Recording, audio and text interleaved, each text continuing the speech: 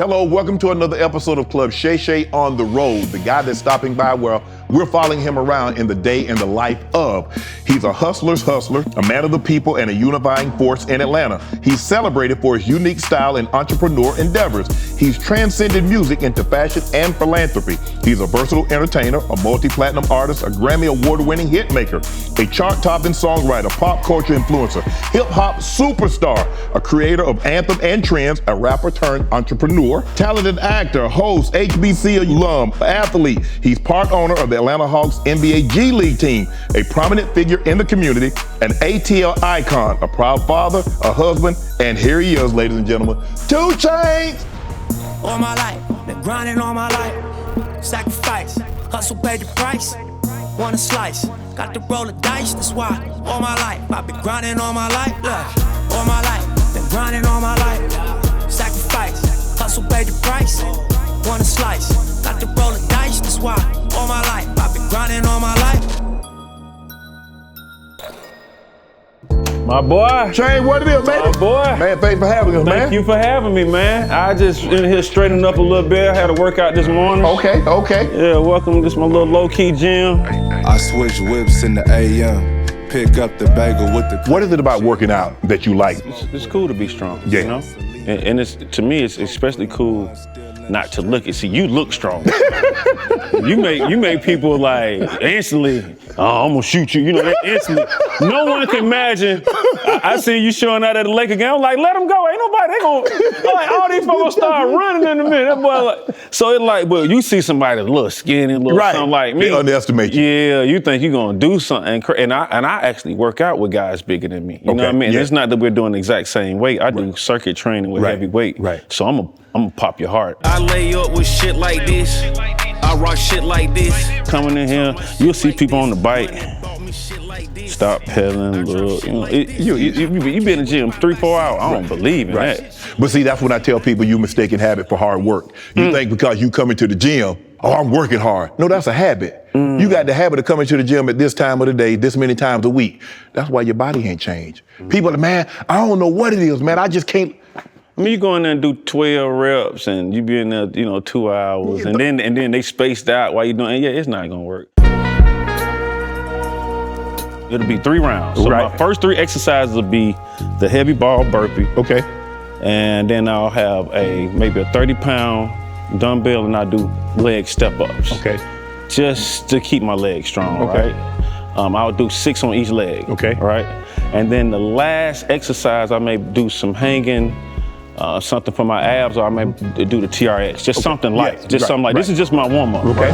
Minding my business, drinking water, doing crunches, getting paid for the I'll be using this tie to step up on. You fuck with the helm? Oh my God. Hey, you know back in the day, you used to call your boy John Henry. I was John Henry. Before John Henry, I was John Henry. I say, John Henry, what can you do? I can horse the jack, I can lay a track, I can pick and shovel. Yeah. That need knocking shit. Yeah, that's it. Can you tell I worked it? Yeah. Did concrete? And how that swing ain't nothing.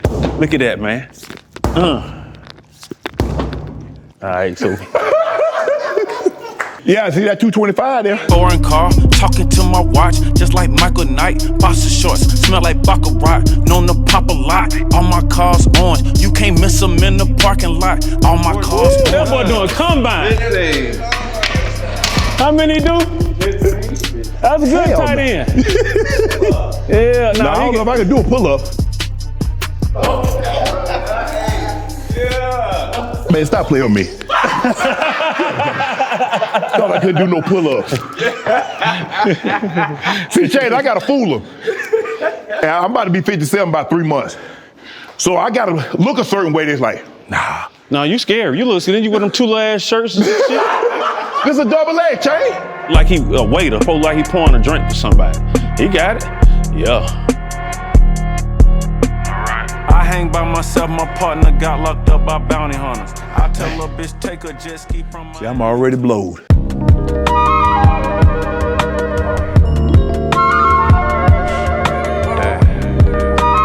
All right, we're in the garage. Chevelle, 71? 71 Chevelle. I call these shower caps. Okay.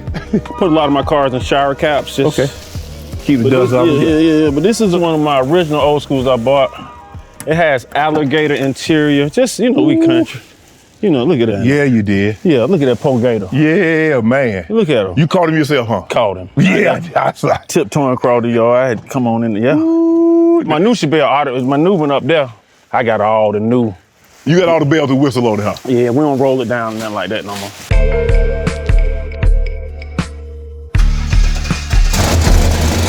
With the glide. This is my baby right here. 72? Yeah, 72 Chevelle. This is my baby right here. This is a Bel Air. 55 or 57? This is a 57 Bel Air. Okay. Ross loved them Bel Airs too. Yeah, Ross do. Ross boy, woo. Don't show it to Ross. Ross gonna buy it up off you. Ross, yeah, he will. Ross got some dangerous stuff over there at the house. Yeah. Yeah, this is my Bel Air. She pretty. You got that candy, you got that flip flop on it. Yeah, she doing all type of stuff depending on where you stand. Yeah, exactly. That's why I took out the shower cap so you can kind of. Yeah, man. This is my dad, his truck. I just redid it when he passed away. You see most of the cars I have orange on them. Quarantine on, don't you? Yeah. So I'll take this off, man. I have somebody put it. But yeah, this is a Chevy. I forgot what kind of car this is, my dad. It was a Chevy truck. Yeah.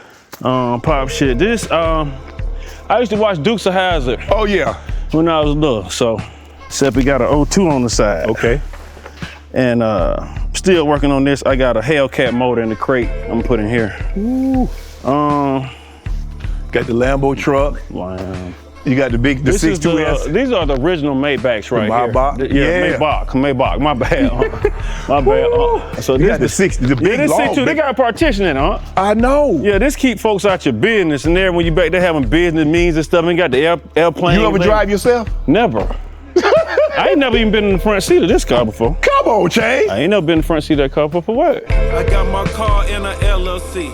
I got my pistol in my wifey's name. I got more blues than B.B. King. I told my son, you gon' be a king. Put your mind to it, you can do anything. This is like a 49 Merc. I want to take this one to Barrett-Jackson one day. If y'all looking, Barrett, invite me, man. I want to bring my Merc through. You trying to get up off it? Yeah, I mean, I got it, right? Right.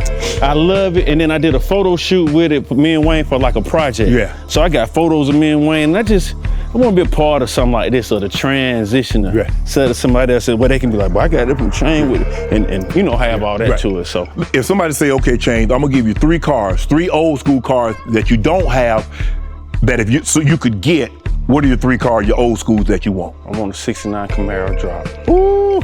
I wouldn't mind getting a GTO. Ooh, God take over. God.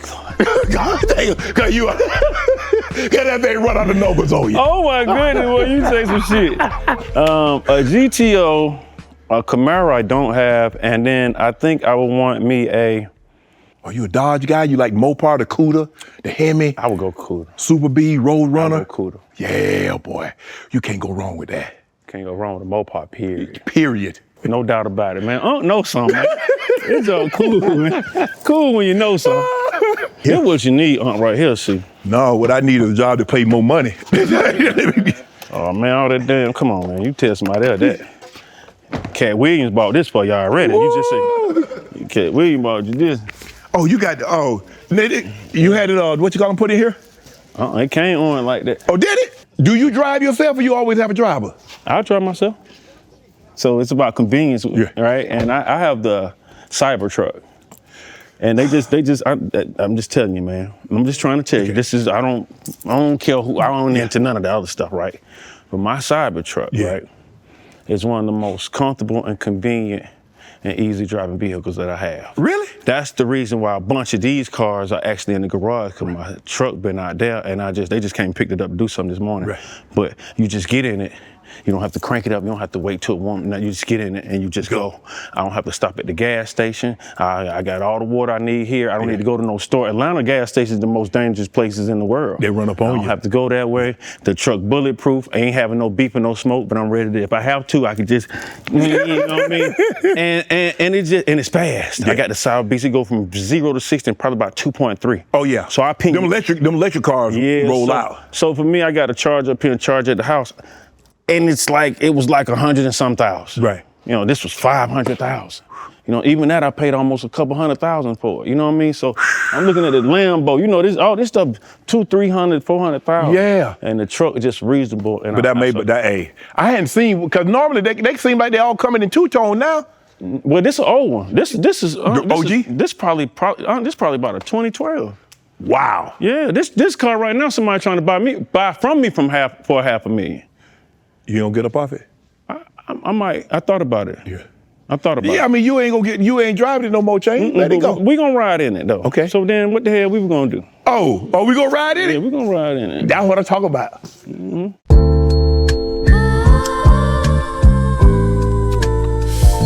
more than bitch ass nigga. Doing numbers and shit. All right, so I wanna I switch whips show you my man cave. Okay. You gotta have a pool table. Yeah, man. You got to have, these are essentials. Right. Pool table. Yeah. You know, TV, video games, and with a man cave, a lot of the times, I'm married, so with a man cave, you're able to decorate how you want to without the woman's assistant saying what she do or don't want. Because this is your man cave, This so me. it's what you want. I can do what I want to. Yeah. Right here is a pair of my old Levi's I used to wear. You cut them up. And made them into a chair. Okay, I like this. Yeah, just a different type of creativity. You a country boy. Yeah, I appreciate I that. got one for you. This Bebop my yard. You supposed to have called him and relocated him. He relocated up here.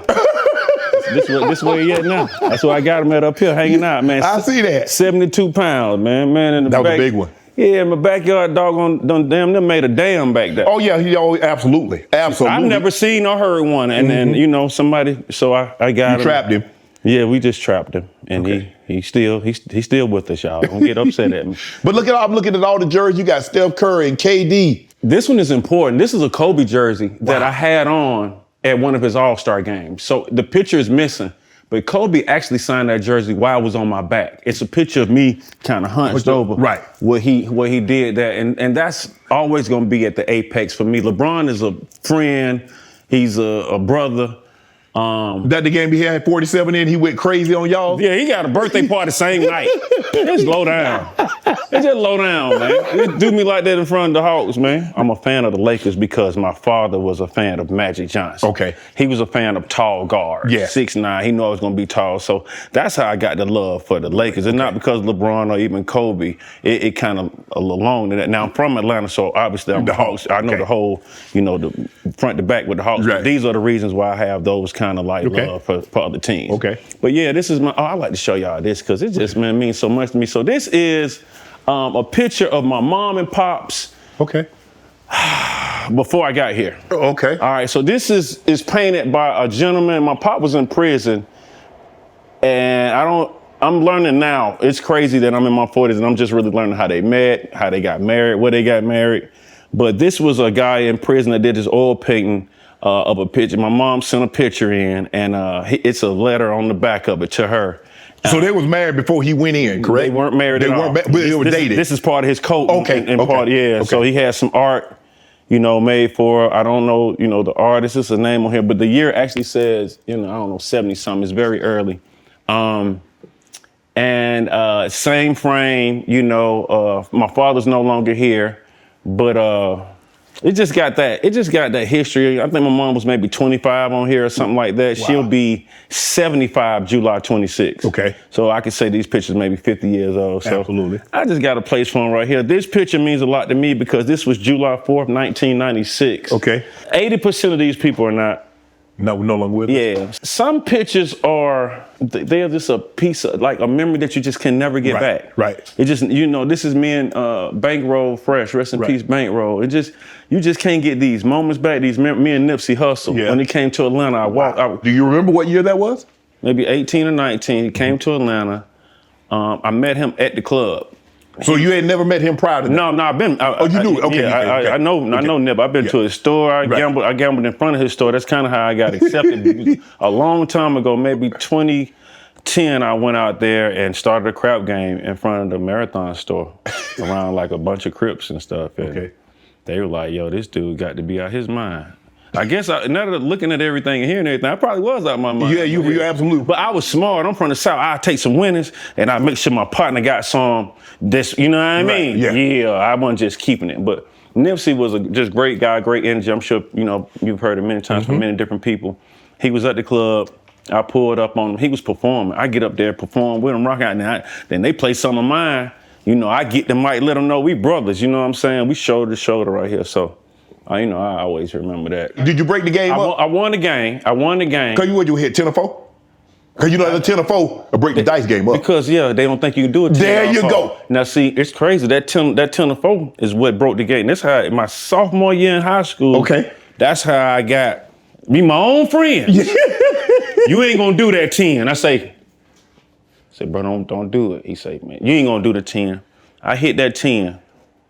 I hit for 1,600. Ooh, did you hit it out the door? I go get this. Yeah, I get the money. Okay. My friend stand in front of me like I'm down to getting the money. Stand on, no, y'all get back. Yeah, we got y'all ass. I take the 1,600. I go get 2 goals in my mouth, and I go buy me some work. and I was a part of my hustling. You right. Yeah. Right. Yeah, because I was hustling with some 100 or 200. When I got that 1,600, I felt like I was almost a kingpin. For real. But that 10 or 4 break the dice game up. Yeah, it will. All right, let me show you my studio. Hold on, let me let Shannon in. Come in. Oh, okay. Yeah, he got a fingerprint. Yeah, you can't just walk in here. Yeah, that's what the magic happens. So this is where it all goes down. This is my personal, this is it for me. This is a Sony mic. This one is about 15 to 20,000. That microphone? This mic right here. I got 2 mics up in here. One is an older mic, but it's still useful. Right. But this Sony mic, this is the one that all the, major league superstars use and stuff like that. Yeah. Check. Yeah, Shannon, it's time. Yeah, it's time. Yeah, Shannon. Turn that beat up. Yeah. Turn that beat up. Y'all know who it is. It's your favorite coming at you live one time on the Tools and Fuse. Yeah. Me and my boy 2 Chainz, we about to turn this thing all the way up. Yeah, right. Slow that beat down. Everybody know that I'm a King James fan. And everybody keep talking about y'all keep talking about OKC. It don't matter to me. OKC, UFC. Lakers and 5. Lakers and 5. Lakers and 5. Lakers and 5. Ooh, LeBron James. We call him the benediction. Because you know the other night they played the Houston Rockets. And they got a gentleman by the name of Amen. Yeah, they do. But y'all saw what the benediction did. Because y'all know when the benediction is read, ball game over. That's how that go. That's how it go. Missions in the bottle, baby. Yeah. I gotta get right, Shane. I gotta get right. Well, who's some of the big wigs you had up in here? I mean, everybody's really been in here without. You don't want to name drop? Name dropping? Yeah, they don't name dropping. Hell, you the name. Yeah, I've been in here. But most of the artists that I've worked with, man, I just dropped an album with Larry June and Alchemist. We were in here working on the album and, doing some content in here. As of recently, I was working with Vori. I had Yachty in here recently. Quavo comes through. Are you one of these guys like, man, got your engineer on, hey, bro, meet me at the studio. I got something on my mind. I need to get at this. Oh, no. Or are you playing it out? No, my engineer lives with me. Ain't no come through. No. So he there. Yeah. So when that thing's on your mind, let's go get it. Done. Yeah. I have everything. A part of my life is convenience. Okay. I gotta have damn near everything I need. See, the people get mad at me talking about I'm spoiled, but I spoiled me. No. Really, what you work is kind of hard for. It's not really the money make. The helps freedom you get convenience. Yes. I'm looking. You got the cross. You got the candle burning. Is it about an ambiance? Is it about having a mood that, okay, I'm getting in that mindset? Just like an athlete, a lot of times they listen to the music, they got their mind, they're getting ready to go perform. Here, you getting ready to go perform. What happens in here is that I'm so excited about not knowing what version of me is going to show up every day. Okay. I don't write raps. Anytime you've ever heard me or heard anything that you love from me, it was off the top of my head from whatever I was feeling that day. Really? You don't write anything down? I haven't wrote a rap ever in my life. Wow. Ideas is a form of currency. I have a lot of ideas, Shannon. I'm rich. Wow. I got a lot of ideas, bro. I got a lot of ideas. Still to this day, I wake up with another idea. Now, only a handful of guys have I ever heard. Lil Wayne, I think Hove, they don't write anything down. They just come to the mic and they just start spitting. So a lot of artists, and I can tell y'all, I haven't seen Hove record, but I've seen Wayne record 1,000 times. A lot of artists don't write anymore. Some artists will just get in front of the mic and they'll go one line. Wayne is still very much from an era where you couldn't even mess up. So he'll do his whole verse straight all the way through. He still does that to this day. Wayne will. I'm someone that could probably if you give me 4 or 8 bars, then I can do the rest when I get on the mic. I mean, I come in already halfway ready. Kind of know where you want to go. Yeah, I already know where I want to go based on, what I'm hearing. But that's the excitement is not knowing what I'm going to say tonight in the studio. You know what I mean? And then riding home listening to that. Have you ever recorded a verse, heard somebody else's verse, and say, nah, I got to go back on this thing. I got to get back on this one. I done rap with the best rappers in the world. The song I did with Eminem, I did my verse, I sent it to Eminem. I send people my verse first. Yeah, that's how I'm coming. So you already there. Man, I just look like this. I'm super confident. I give you mine first. Like, here you go. So when me and Wayne are doing projects, we going back and forth. Sometimes you send him something, you like, I know I. And then he sent something back where he done wrote on in space somewhere. You know what I mean? Like, yeah, damn, man, what that, you know what I mean? But it's that friendly competition of just like, knowing you're gonna hold yourself, steel sharp and steel. Yes. But I like to consider myself like high level, you know what I mean? And early on in my career, I use basketball analogy a lot because I played sports. Yes. But even when I played sports, and I'm sure this is not you because you all American, but for me, I used to play according to competition. Yeah. So sometimes you play up, good competition, you play down. But if they ain't good, and I'm out actually saying to my son, I'm gonna try to tweak it because he'll walk up with some like little boys, and just like on some, you know what I mean? But the greats go hard even on that, right? Killing that with a sledgehammer. Yeah, like, and so when I get in the game, you put me on a song like with Drake, any of those people. I mean, I'm just gonna go crazy because the competition there. Yeah. But then if a pop star pop star called me or something like that, I might not get it to them too hard because it's not that they not like me musically, but it's not like what I'm doing rapping. Right. So, but now I have a different mind frame. Now it don't matter. It don't matter. Whatever, I'm killing. I have to. In order to stay around, stick around, you can't even play with these folks. So much motherfucking money to get. Don't hit me on none of that motherfucking square shit. Born in 54, died in 63. Give it to it now. I do it.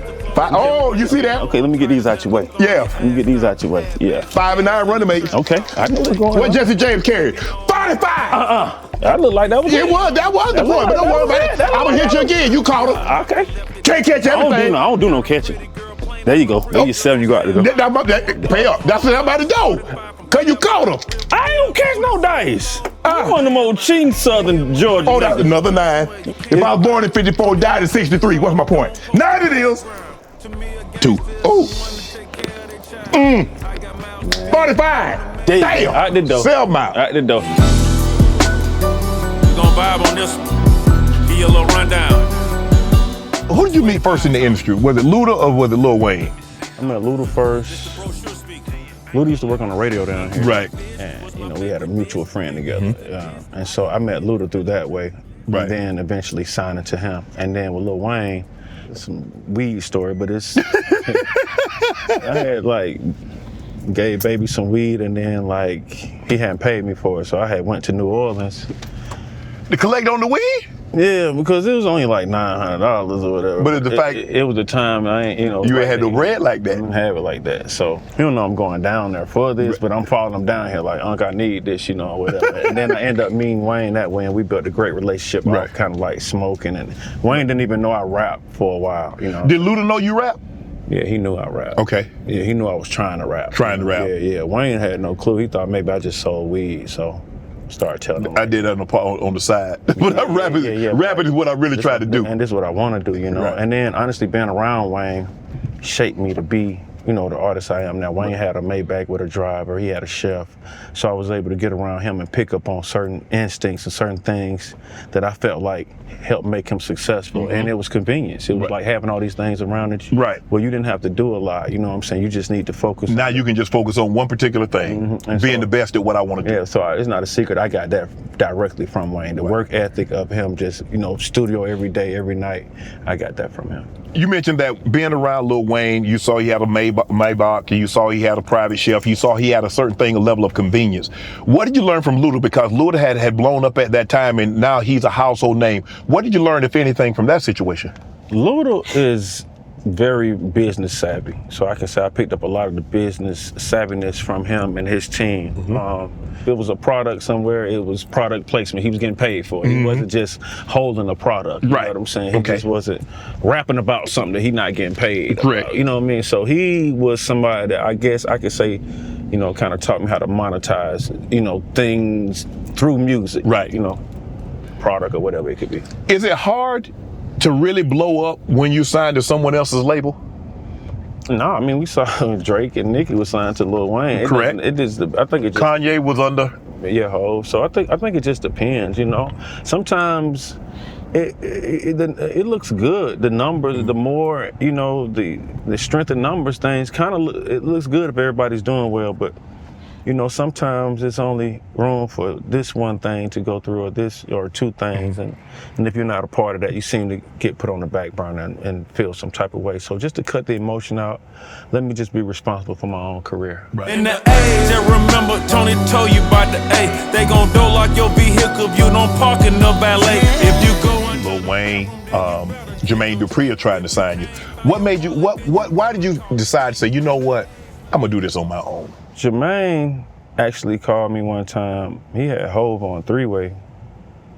And he tells the story different. He said that I said it was a young man's game, or I don't even talk like that. But what I said at the time was, my manager, who is my manager now, he was a DJ. Okay.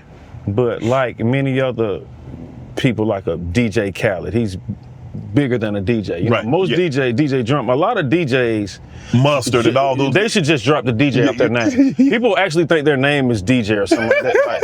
So when I'm telling them on the phone, they're trying to invite me somewhere, like to meet up with me, which I was like still flattered. Like me and Hov, we'll talk about it to this day, bro. You know what I'm saying? Right. I don't know what would have happened either way if I'd have went, or you know what I'm saying? I know what happened by me not going, but I don't know what would have happened if I would have went. Right. Yeah, so I said, you know, you know, if you don't mind, I want to, you know, bring one of my partners with me, who kind of been helping me, you know, beat the concrete and get to where I'm even on y'all radar. Right. You know what I'm saying? Right. Like, you know what I mean? Because I'm recognizing that when they come, what happened is Tech and Charlie, my management at the time, they came to me and they offered their assistance on.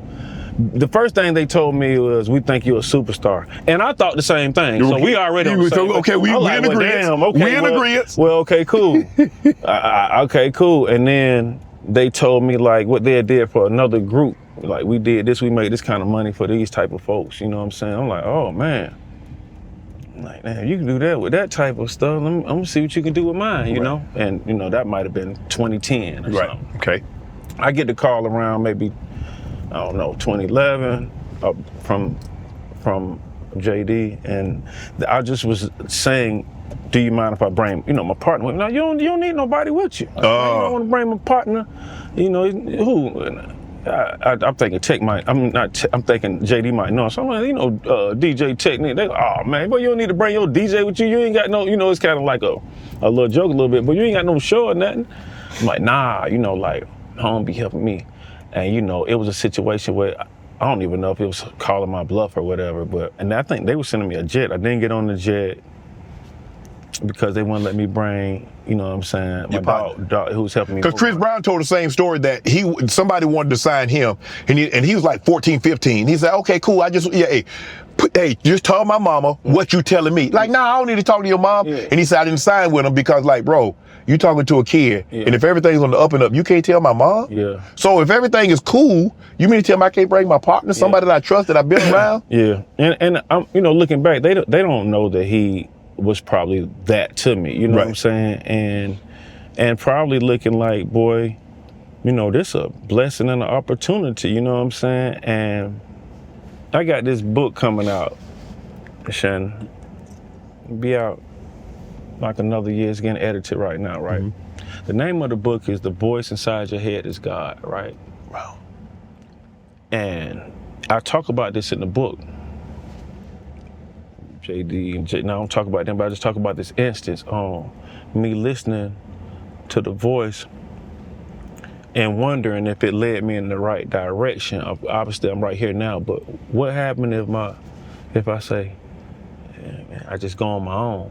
And you know, I don't know what would have happened, but this is one instant where I listened to my voice and they said I couldn't bring my dog, and I didn't go. But I always wonder what would have happened.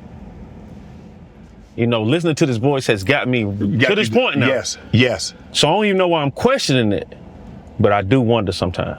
Had they said you could bring him, would you have gotten on that flight? Absolutely. I didn't say I wanted to get on the flight. I definitely wanted to get on the flight, but I almost wanted to be loyal to a partner that's been there for Yeah, kind of like that. That's all it was. Yeah. How did you get Wayne to hop on a song with you though?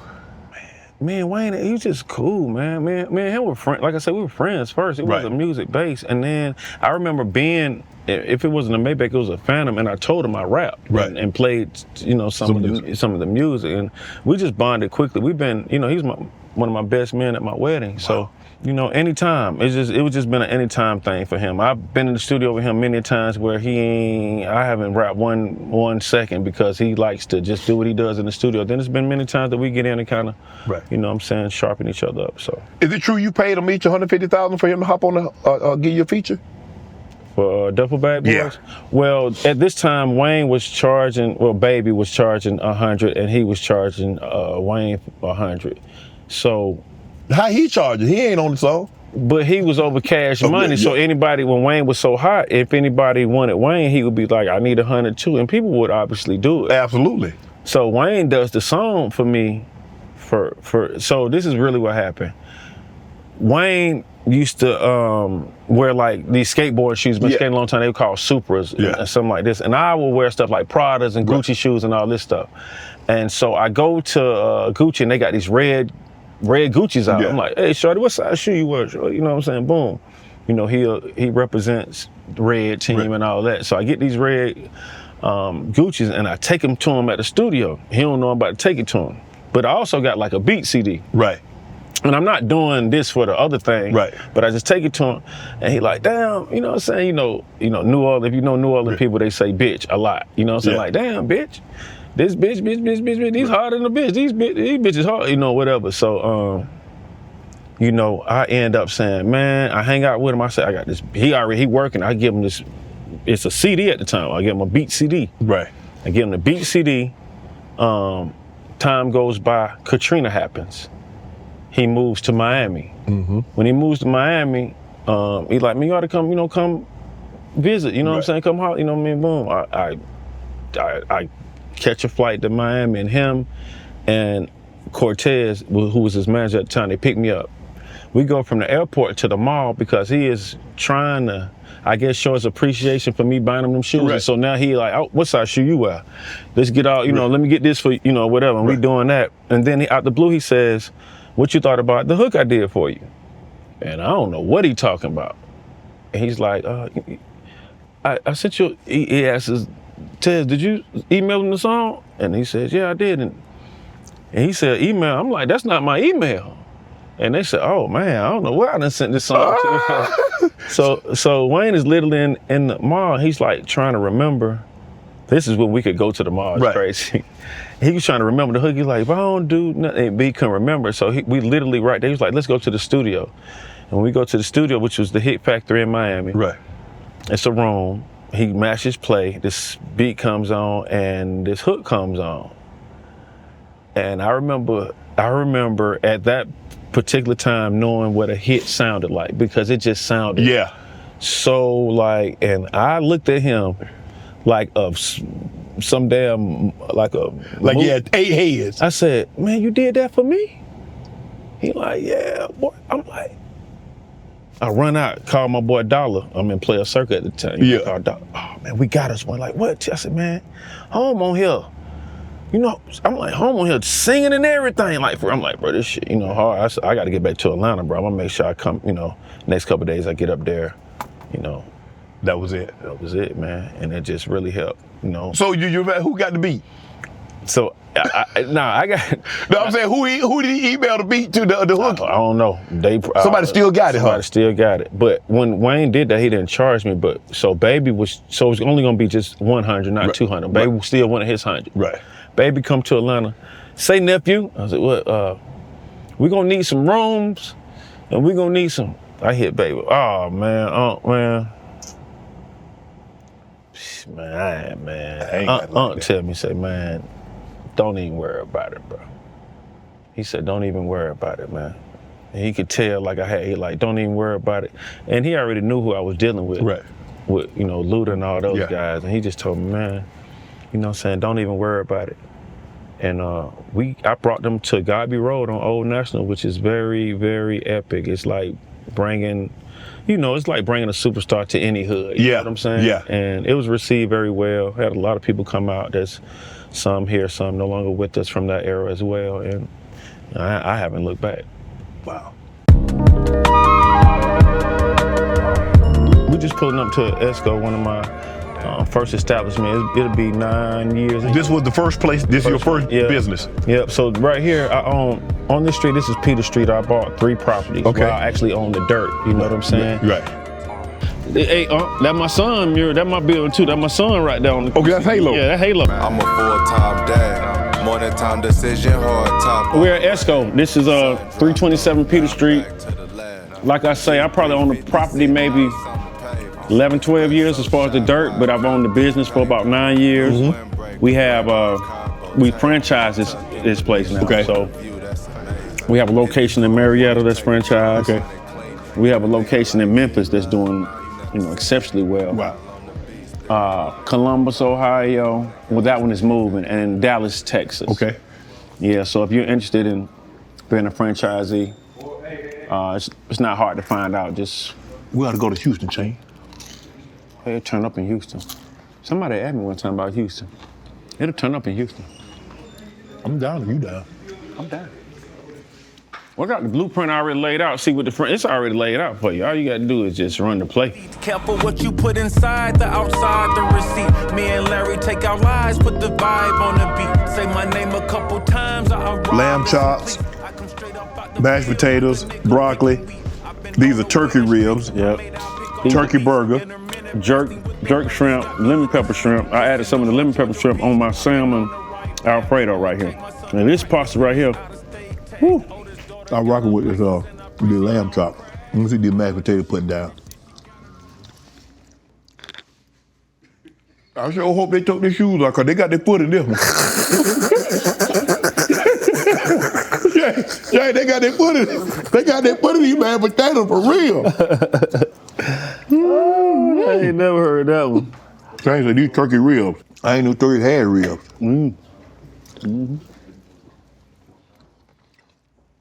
The way I'm eating, people think I was a hostage at one point. What's the most you ever paid for a verse? When I did Fastest Watching for Pharrell, he made me think about it a little different. He was like, just pay me, and then if I need you, I'll pay you. Really? Yeah, and I kind of wish I did a lot of my business like that, because some people that owe me, I don't even want nothing from them. It's like that now, huh, Jay? Some people owe me, I don't even want nothing from them, so I'm like, I should have just got my money on. Chanel bees, mind full of greed, Pellegrino. This is your first business. This is your first establishment. Yep, it is. What made you first successful one, I like to say too. They be saying black restaurants ain't gonna stay open, a couple years. So to be going on a decade it's an honor, man. Food is very expensive. It is, especially with eggs and everything. The I was cost about now. to say I got chickens at home, so like we had 6 eggs yesterday. Right. I don't know how many we had today, but it's almost like I was mad when my wife went and bought 4. They was only $4.99, little chicks like that. Right. Man, they this big now, dropping eggs every day, so it almost looked like we were just ahead of the curve. Right. I eat at my restaurants, man. Food expensive. Man, you don't know till you go somewhere else and eat, man. Man, I go to the breakfast spot. No bullshit, man. I go to the breakfast spot. I order shrimp and grits, egg, and I think they had a waffle, a sweet potato waffle, something like that. Man, them folk come back. I send my person in the restaurant. I'm in the car. I give them $40. I send them on in the restaurant. My boy come out that mall. He come out with them same $20 bills. Say this ain't enough. I said what?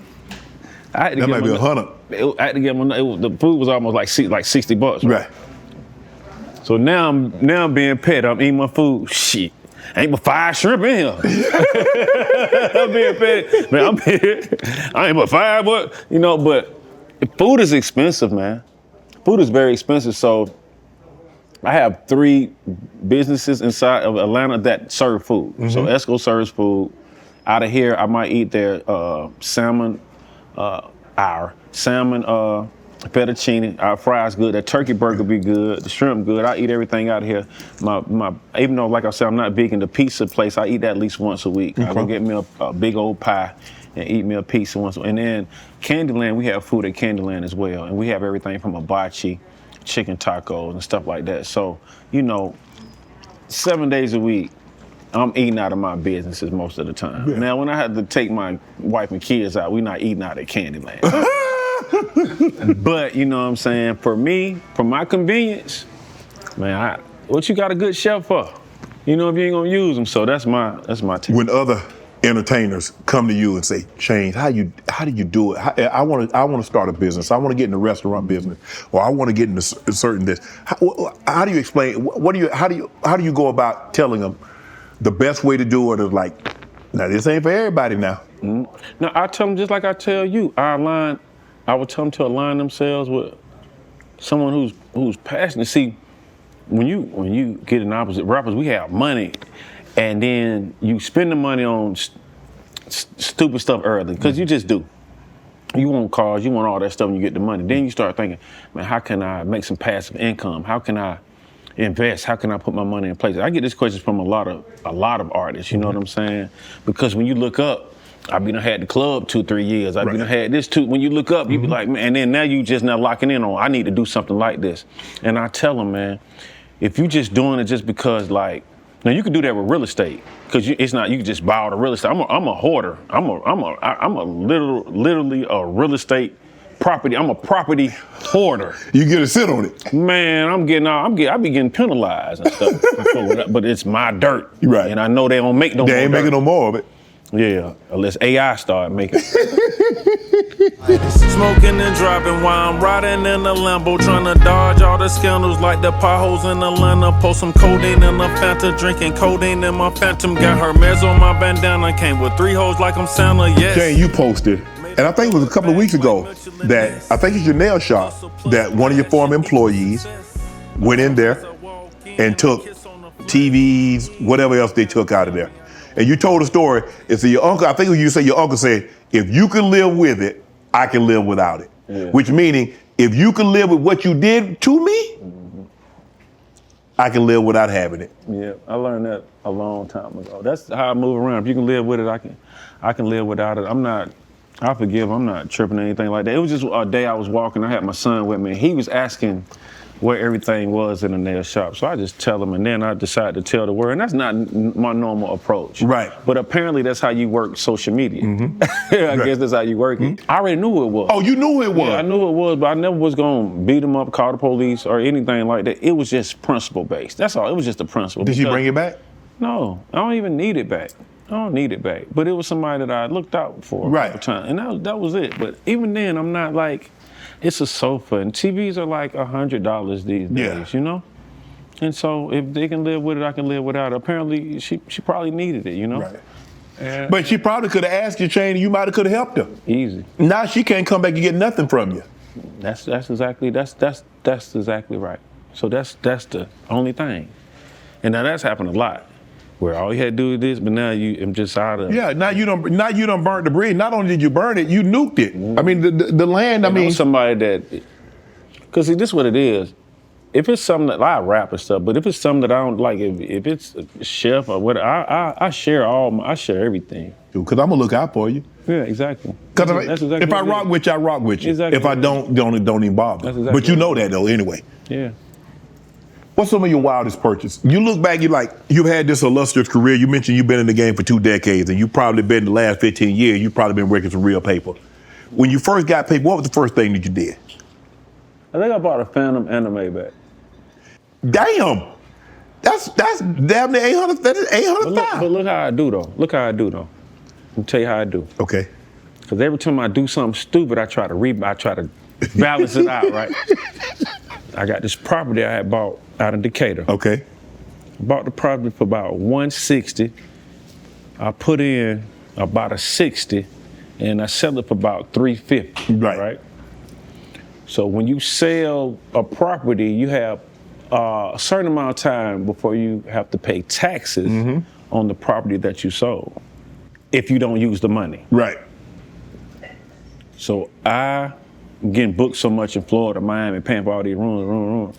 I go down to South Beach, and I learned that many people don't live on South Beach, you know, and I end up getting my Florida home, which I've had for 11 years now. Okay. So I take that money, boom, I take the 3 whatever, I go find another spot in Florida, let's just say in Florida, and I put another 6 with it, right? Right. And then I get a home that we go to every year. We, you know, all it is just, you know, property taxes that I pay. But that's how I balance out a lot of the impulsive the foolish purchases that you when I make. would go buy a bunch of chains, I'd be like, man, as soon as I go buy a couple of chains, I would hit my girl and you know, the girl that's handling my real estate business and tell her, like, can you send me some properties to look at? Because I would be at the studio just looking at properties for hours because it's just intriguing to me. I'm into interior design. And Have you always been like this? I always have, man. I be looking at sconces. I'm like low key. I be looking at. But you always knew, even when you were coming up as a kid and you know, we're gonna talk about, you know, playing sports, that you always knew you was gonna have some money and you're like, this is what I'm gonna do when I get it. I knew, see, being from Atlanta, you got all these examples on how to make it look good, you know, how to make it feel good. You know, when I'm young, I'm looking at older people pull up in Benzes and having chains and, you know, having a certain look, you know, and, you know, I always wanted this. Rapping on my therapy, eat mushroom like they jelly bean. She just wants some ketamine. This right here amphetamine. Kanye tried to sign you to his label, didn't he? Yeah. I was like an indirect member of Good Music for sure. I learned from that situation too. Yeah. Try to learn from every situation I get in, you know what I'm saying? Yeah. You mentioned that you was doing verses for free and Kanye said, man, hey, he charging 100 bands now. Yeah, exactly what he did. Yeah. And they went up to 100 right then and there. Yeah. I mean, I could have been charging the whole time, but it was like, man, I was just knocking that junk out, man. At the time and still now, when somebody would ask me to do a feature, it would be very important to give it back to them like the same day. So it was more about me just showing my level, the level of business and work ethic that I had. Right. You know what I'm saying? Right. Yeah. As far as I'm gonna get this done, I'm gonna get it back to you. I'm gonna, you know, make sure I show up and show out, and hopefully, you know, I got somebody to handle the type of business for me. But you know, when you know, it wasn't that I was just first in the game. It was just that I was, you know, becoming successful. Right. At that time, and, you know, when you get successful, a lot of people are gonna call your phone, you know, ask for certain things. So I think I just wanted to be like the dude that got on and wasn't acting funny. Right. You know what I'm saying? Yeah. I think that's what it was. Like, man, I ain't changed. You know what I'm saying? That's I kind of just try to play by that right there. And then sometimes people try to take advantage of that. People take advantage of your kindness. All the time. They'll play with you until they know they can't play with you. Cyber beast, same color orange, at the stripe and the lease. Sailor Beach, dogs over here. When Kanye put you on one of his songs, when you were featured on one of his songs, Kanye was still huge, but during that time it was probably was at the crescendo. When you get the call, okay, Kanye, Weeds, it's a big, and they want you on it. Do you like, okay? Yeah. So, with Kanye, he reached out when I was like at my we had a studio on Old National 5540 that was really like a trap, but it was a studio in the back, and every day a different artist was calling me, and so it's funny, man. One of my homeboys, he's no longer here. Rest in peace to the Truth, but Troop was like a hustler, you know what I'm saying? And he was trying to figure out a way, me knowing Troop, he was trying to figure out a way how he can get something out this introduction. You know what I'm saying? And what Ye had did was send out a few different messages on trying to get in contact with me. So it was coming from a couple of different directions. And he finally got me on the phone, and our first time ever talking on the phone, we probably talked just probably more than an hour. And like it was almost 2 hours. It was weird that we. Y'all talking like y'all known each other for years. Exactly. That's how we got. It was the first conversation. Just didn't start with like. It didn't start with like, man, I like your stuff. I like your stuff. We got to hook up. It just got to get into other stuff and talk about other things. Mm-hmm. And we built a real cool rapport with that. I remember him being on tour with Jay at the time. Mm-hmm. Or about to go on tour, but yeah. And then I got invited into a session in LA where it was a hotel that basically he rents out the whole floor and uses it for a studio. So I'm there with, at the time, Tiana Taylor and Saha and a few other artists that were affiliated with good music. And I have a hotel, I have a room across the street from the room they're using for a studio. So I'm just right across the hall, excuse me. And I go over there and I do a verse, and I do the verse fairly quick, you know what I'm saying? And I hear the guy, Che, my homie Che, he on the phone with, and I guess he telling him, man, he knocked it out. He did, what you mean he knocked it out? I guess he's saying like, he's done. And so I guess he telling him pull up something else. So he pull up something else. And I knock it out again. And I remember Saha at the time, he asked me like, but you must have this verse wrote already in your head. And I'm really like, nah, I'm just really like motivated. I'm coming in here, I want to do something. I want to prove myself. And so this happens about 3 or 4 times where they tell me pull up another song and I knock it out. Fast forward, I go about my business. I get a call. They tell me a single going to drop tomorrow with you, Kanye, Pusha, and Sean. Now keep in mind, I've never heard the song before. I've never heard it. When I did the song, it didn't sound like this. This person wasn't on it. Ye wasn't. So I'm like, man, can I hear the song? So I hear the song and it's Mercy, right? You know, and that's when I started realizing like the magic home possessed, because the song sounded nothing like that when I did my verse to it, you know. And would go on and Mercy becomes, whatever it becomes. But yeah, that's like the beginning introduction of, our relationship. Is Mercy your best verse? What you think your best verse is? What you on? Who you on? I actually think some of my best verses is on my latest project. Really? Which is cool to see, because that's cool to know that I hadn't like peaked out, what I'm saying, I burnt out. Mm-hmm. I think the project that I just dropped with Alchemist and Larry has some of my best verses on it. But I have some scattered around. My friend just sent me a text message with the verse I did on the Schoolboy Q record. He said it was like 7-8 years ago, which is the homie. And I think the song I got with Gang, Alabumaye was a hard verse. You called the little sturdo online when you said you had the hardest verse on Mercy. I did though. I did. Which camera should I look at? I had the hardest verse on Mercy. I had the hardest verse on Mercy. I had the hardest verse. I'm not trying to be funny. I did though. Big Sean called you and said you had the hardest one on. Yeah, Big Sean know that too though. Big Sean ain't nothing to play with, first of all. Big Sean one of them ones, Right. But when it came to that right there, man, I just took pride in it. There's everybody from somewhere else. Sean from here, Push from here, Ye from here. I'm from the South Atlanta. You know what I mean? So it was just like that kind of like. It was a nice mixture though. Mm-hmm. It worked out real well. Right. Yeah. Seemed like everybody been getting into it with Kanye. Big Sean say, man, that man don't need money. Cause Kanye said that Jay making money off his catalog. Big Sean said, well, you ain't, you got mine. So what's the, you don't have those problems. Yeah, neither do I speak on anybody else's. I like that. Me and my wife, we sip wine somewhere you can't find. Turn your locations off and don't post the background. To me, a gangster is someone to take care of their child. Hey. How you doing, man? It's my friend right here. How you doing, Shannon Sharpe? Nice to meet you. David Smith. It's a pleasure to meet you. Yeah. Thanks for coming by. Thanks for having me. And Dave and our partners here. Yeah. I never let them see me sweat even in the summer. Pizza for Doors, how long have we been open? 11 months. 11 months, going on a year. Right. So, but we've been winning awards left and right. This came off the press Friday night. It's their annual 225 Best of Atlanta. And after 10 months, they did the analysis, and we got best vegan or vegetarian restaurant in the entire city. Wow. After 10 months. And they're competing with guys who won all kinds of awards.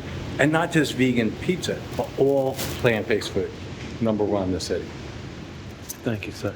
No, I couldn't do it without this guy. Man, I couldn't do it without your passion for this product. You know, ever since I met you, Dave, you've been just, you've been a passionate person, but especially in this space, going to the market every day, getting fresh. This stuff, he goes to the store every day. This stuff fresh out the farmer's market. I can tell, I'm looking at him as he explained it to you. I can see the look on his face, and that's what I tell. When I talk to people, I say, find something that you're passionate about, and you'll be successful at. What makes you jump out of bed in the morning? Yeah. Because if you got to, man. Yeah. If you don't feel like, I got my car in a LLC. I got my pistol in my white. See, I eat all that shit. You do? I got a garden. My garden has kale or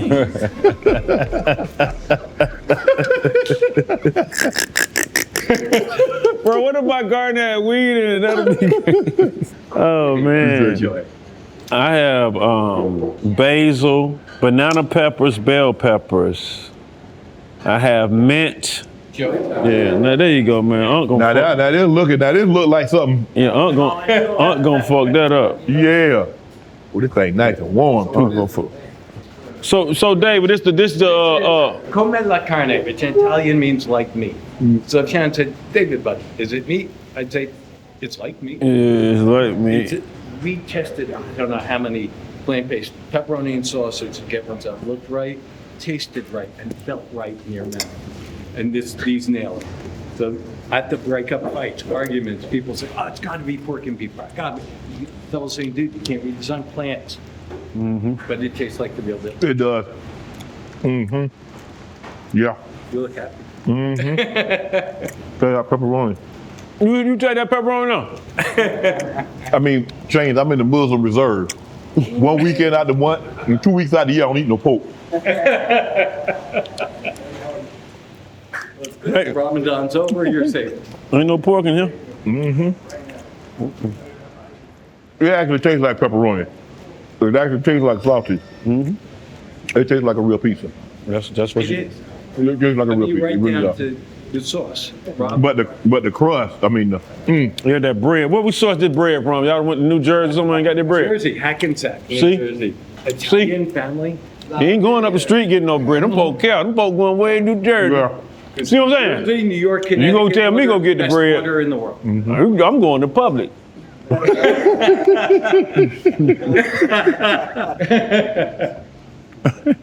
And I'm still full from Esco. That's why. Yeah, I am too. But I had to try it. I got room for we go to the next place. We gonna try something over there too. Oh my God. We gon' vibe on this one. Give you a little rundown. Little 285. You got a product out? You sell? No, man, I got into a situation with a dispensary, and I'm about to sue them. They ran a scam on me. I want to call it a scam, the people involved. So I'm about to sue them people. Pineapple Express. Right. Yeah, I'm not about to. I'm in the process of suing them. You get my money back, or we could just however you want to do it. Right. But yeah, I had a situation with them, so that didn't work. I had a strand out before, but then my strand is sold out. Now I got to wait till y'all harvest a whole nother, so you ain't even got enough.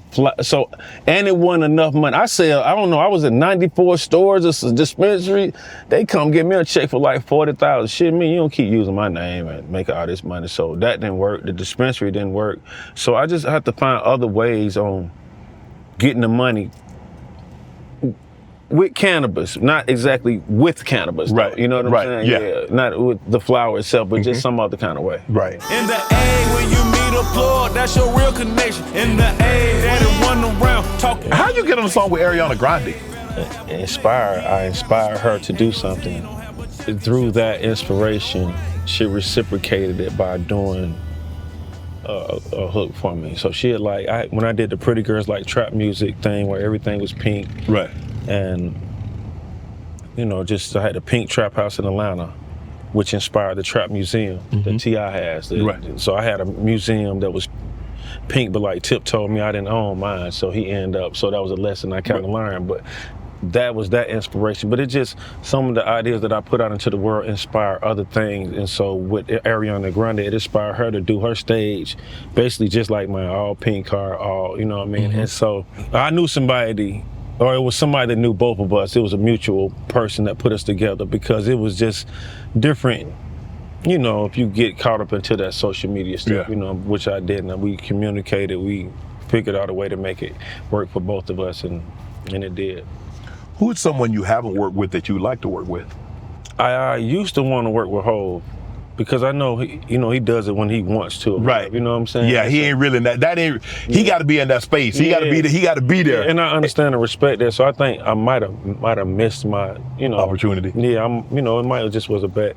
It's just a, you just respect him as what he's done and everything. Right. And then when I look at and think of all the people and just list all the people you named, there's not many people left that I hadn't done anything with. Whether old or new. I just shot a video of Ron Isley. I had Ron Isley, man, my mom, aunties, it was a photo shoot. I had Ron and Ernie on the block. Ernie playing the guitar on Moreland Alley in front of the corner store. So it's like, man, I'm just so, blessed. But in that vein, I guess the only person who would be left would be him. I've done something with everyone else. Man. Everyone else, man. All my favorites, all the, I love Drake and Kendrick. I love Scarface. I love Eminem is such a lyrical giant. Doing something with him, and then you just talk about people that just like this is what they want to do, rap at a high level, and then you go to talking about like just people who got something to do with the culture, like the Migos, rest in peace, Takeoff, and just being a part of like. Just different generations of Atlanta. Atlanta is someone that's been just doing their thing for so long. Andre 3000. That's who you want? That's it. Andre 3000. 3 stacks. That's it. And he doesn't really rap anymore. No, he done. He don't really rap anymore. But because I heard him on an interview. That's who I actually just super love, bro. I heard him on an interview. He said at his age, you're like, what he rapping about? Yeah, colonoscopies. Yeah, he'll make it sound cool though. Yeah, he'll make somebody that don't want to get no colonoscopy. He probably make somebody go get one because he's just a real cool Atlanta player, man. I love him and Big Boy actually. Yeah. You won a Grammy with Chainz the Rapper for No Problems. What was that moment like? Man, it was one of the moments where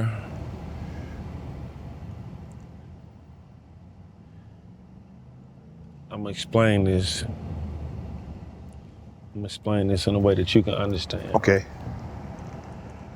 So I was very happy to get the Grammy. Mm-hmm. Very, very, very excited. So when my first platinum plaque I got was No Lie, right? Right. And I was happy, but it had Drake on it. Mm-hmm. And then the second plaque I got was Birthday Song, and I was happy because it was my song, but it had Ye on it. My third platinum plaque was I'm Different, and there was nobody on it. It was just me, my hook, my verse. DJ Mustard did the beat.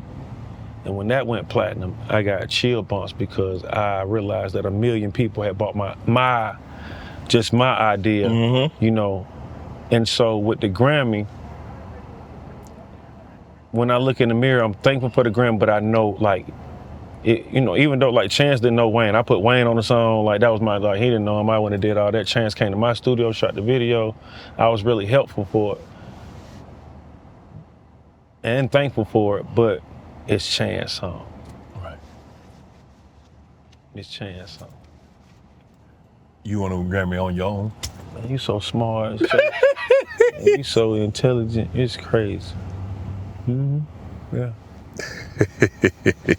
It's an interesting time for business. Tariffs and trade policies are dynamic, supply chain squeezed, and cash flow tighter than ever. If your business can't adapt in real time, you're in a world of hurt. You need total visibility from global shipments to tariff impact to real-time cash flow. That's NetSuite by Oracle, your AI-powered business management suite trusted by over 41,000 businesses. NetSuite is the #1 cloud ERP for many reasons. It brings accounting, financial management, inventory, HR into one suite. You have one source of truth, giving you visibility and control you need to make quick decisions. With real-time forecasting, you're peering into the future with actionable data.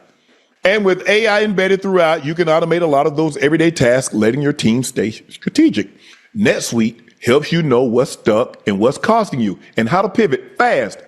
It's one system, full control, tame the chaos with NetSuite. If your revenues are at least 7 figures, download the free ebook, Navigating Global Trade, 3 Insight for Leaders at netsuite.com/Shay Shay. That's netsuite.com/Shay Shay. Y'all won that Grammy over Fat Joe's all the way up. Really? Yeah. I didn't know that. Yeah. Yeah, that was it. That was in that. Yeah, I probably was so surprised because that song there, All the way Fat up. Joe don't play Yeah. either, man. Yeah. Fat Joe do not play with them folks, but when he put out one, he let you. It's a hit. Yeah, it's one of them. The story about Dre, like when you went and Dre and you was trying to rap and he's like, bro, I can't understand your dialect, bro. Yeah, I told Dre is a perfectionist, and that's why I guess you would want to be around him, But he is you know what it is? It's like Dre. It's like rap is at a point now where it's like AI. Well, not AI, but it's quicker and faster. And sometimes if the end of a word is not enunciated, it's still taken as like dope because it's a vibe, it's an energy. Dre ain't going for that. He want to hit a T. He want to hit a dot on the I. I said, man, I got an overbite, bro. I can't. Some of this stuff just ain't gonna come through. Okay, yeah. And he I think I'm finna just get a couple lines. He stopped me. No, go back and say that one again. But man, I really enjoyed being around Dre because of obviously who he is to the culture and who he is. Yeah. And man, and the people around and just. He record every day, whether he gonna put something out in there. He work hard, he in the studio going hard every day. I'm going there, he playing full songs with a whole, man, all type of instrumentation, a whole skit involved. I'm like, I did this 3 songs a day, so it's cool to know that he's still, musically motivated. What's it like going to the studio with a Dre? Because like you said, when it comes to this hip hop, it ain't many bigger than him. He go back to the NWAs and then he brought it forward. Mm-hmm. Well, Dre, we got cool quick. He showed me around the house. I'm into interior design. Mm-hmm. So his house so fire. You know what I'm saying? Home got fingerprint. I guess where I got my fingerprint. That's where you got the fingerprint from. Man, I get something from there, you know what I mean? He got the fingerprint, but he got the real, like some, Yeah, you really got to cut it off and you ain't gonna be, if he ain't there, you dead. So, but he got all this stuff and, then he got a gym, kind of same bond, you know what I mean? And then, I smoke, often. And so his place had never been his studio. He was even saying, like, at the time, I don't even know if Snoop had even been over there, but no one had smoked over there. But he said, you know what, Chainz? I'm gonna let you smoke, man. And smoke, I appreciate it. I sure appreciate it. Because when I did work with Eminem, I couldn't smoke in there. They put my, when it was time to work with Eminem, it was actually kind of funny. When it was time to work with Eminem, they put, and this is his people, it's not Eminem. Eminem is somewhere writing. He's not even studying this, but his people are just so concerned with him. They put the speakers outside so I can listen to the beat. So I'm outside, it's a beautiful day in Malibu. I'm just smoking, the speakers outside. So then I come back in to do my verse and the door is closed and I'm in the booth smoking and I see him, I actually see him out there. So I'm like, man, he in here while I'm recording this hard.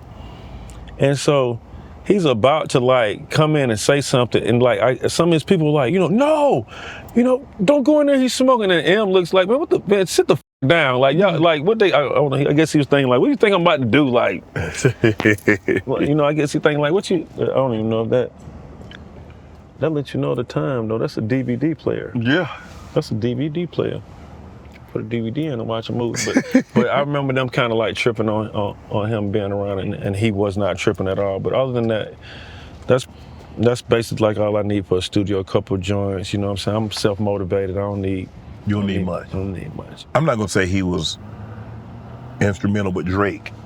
Because Drake has helped a lot of people and we know what Drake can represent. And you cool with Drake. So how did that relationship start and then you working with him? Through Wayne, he's with Cash Money. So when we had the song Duffel Bag Boys, Wayne was on tour. It was called the I Am Music Tour. And when he went on tour, the first night he went on tour, he rapped my verse to Duffel Bag Boys on stage, like somebody had like told me in Florida. So I'm calling him like, bro. And he was like, man, you need to come out here because I can't just stop after the hook. People know your verse type stuff, you know what I'm saying? So that was like an indirect invitation to, and when I went on tour with him, I met Drake and a few other people, you know what I'm saying? And Nicki and all of those people. So that was maybe like 08, 09, met them. And, you know, we all did a tour together. So that's how those stuff kind of happened. You, but you the song, you like, and I heard you talk about it, you like, I ain't got nothing to do with me. The man put my name in the song, I thought it was cool, but I ain't got nothing with that diss and stuff. Because I guess Drake means a lot to the culture. I mean, Savage has worked with him, you've worked with him. I'm trying to think who else has worked with Drake that I know off the top of my head. But it's been about 5, the Atlanta rappers, I mean, Drake is huge with the Atlanta culture. You guys love him. Yeah, I mean, it's not even that. It's just like when people ask me how I felt about my name, it's like, yeah, how did you? What do you want me to? I don't even have an answer. I don't have zero feeling about it. I have zero emotion on it. Right. I have zero because this is what happens, right? This is exactly what happens. If you say your name, you feel a certain way. If he don't say your name, you're gonna feel a certain way. Right? Right. You know how many people from Atlanta he could have said? Okay. And it's vice versa. So why I'm gonna get into a thing of, man, I'm glad, or man, I wish he won. Like I really have zero emotion about my name being said. If you really want to know, people have probably said 2 Chainz in their rap. I don't know. I guess it just rhymes with a couple of different things. You know, a few times. I hear it a lot. You know what I mean? So it don't bother me, man. I ain't getting caught up in it. How about this? Where are you on ghostwriting? I've never had a ghostwriter before. Are you out on it? You just never have it, or you don't feel that, okay, if you are, because I hear a lot of people say, if you're a true MC, LL say he's a true MC, this one says they're true MCs. True MCs write their own verses. Yeah. So I've thought about this a couple times, because when I think about Michael Jackson and Beyonce, who've all had writers, right? And hits off these writers. And then here I am writing my stuff every night. Who's doing it the right way?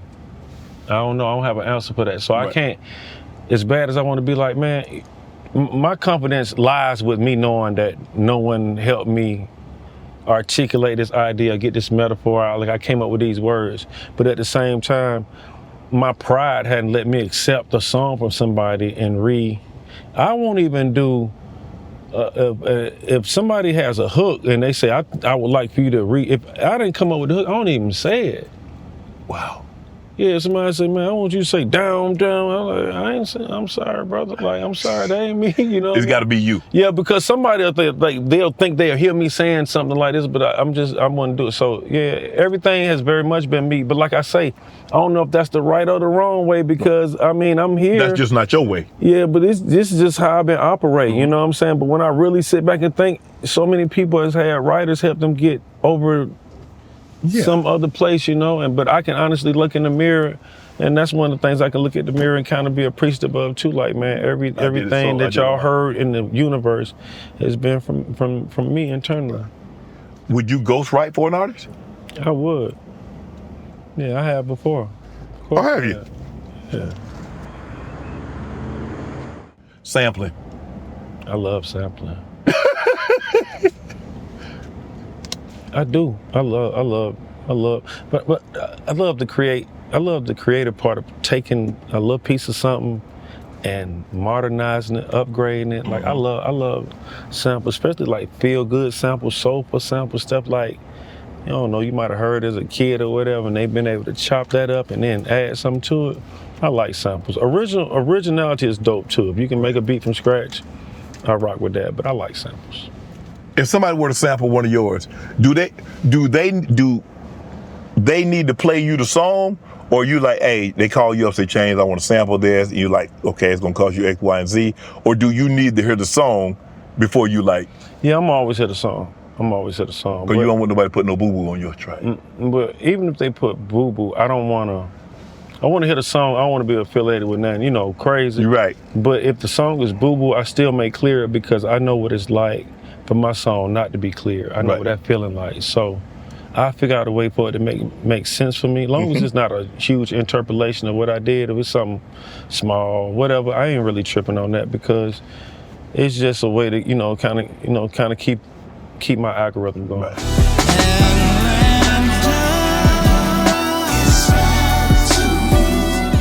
Tyler Creative recently showed you some love. Are people slipping on your pen Chainz? Yeah, but that's cool though. I mean, Tyler's dope too. Yeah. I just took my daughters to see his concert and he gave me a shout out while he was on stage. So that was cool. Today it's dope for people who have that kind of impact. Right. To throw some shine on something as opposed to shade. Right. And so when he did that, I looked at it as he was, throwing some shine on something. Good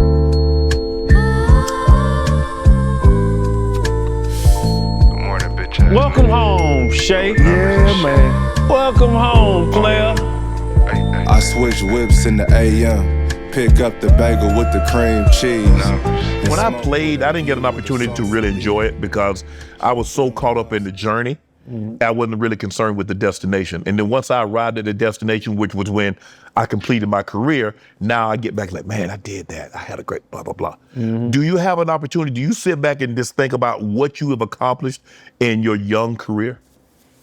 No, I think that's one of that's something that I think I started feeling a little late in my career. I didn't become really successful till I was in my 30s. And then I think by taking me so long to become successful, I didn't want to celebrate too much. I didn't want to go on vacation. I didn't want to, take the time to reflect, look back, or even judge where I was currently. And so now, as I start to get older and understand, how life works and how the universe works, I really wish I would have spent more time in those places, and not just figuratively speaking, I'm talking about internalizing what I was doing at the time, But I'm still here and confident that I can make some more waves and experiences along my journey. We're here in Candyland for your 46th birthday. You bought yourself a strip club. Of all the birthday presents you could have gifted yourself, why an adult entertainment? I mean, why not? This was a once in a lifetime opportunity. Okay. How this whole thing came about, it was just God involved. Okay. You know what I'm saying? Anybody from Atlanta would be interested in having something to do with a strip club because it's a major fixture in the city. Correct. But you're not able to open up any strip clubs unless you have a dancing permit, which they stopped even issuing them in '93. Wow. So you would have to actually buy one from someone who has one or get grandfathered in. Right. And so my partner was already in the midst and in a situation to where he was starting that process. And God just put me in the picture at the right time, at the right place, at the right time, like me and you discussed it. And so that's what happened. I ended up being at the right place at the right time. I didn't put all my eggs in the basket. I put a lot of them in the basket for this one. And I just feel like it's one of those things, it's just gonna be around. We have food, it's entertainment. And, I tell the dancers that you're entertainers, you know what I'm saying? So you have a fan base as well. And it's always cool to try to, spread some game. Yeah, there we go. We'll show people the food. Yeah, you man, so greedy. Look at this. Smell like, these seem like hot. These seem like lemon pepper. These seem like barbecue. I don't know what else. It look like the mesquite type of stuff. Yeah.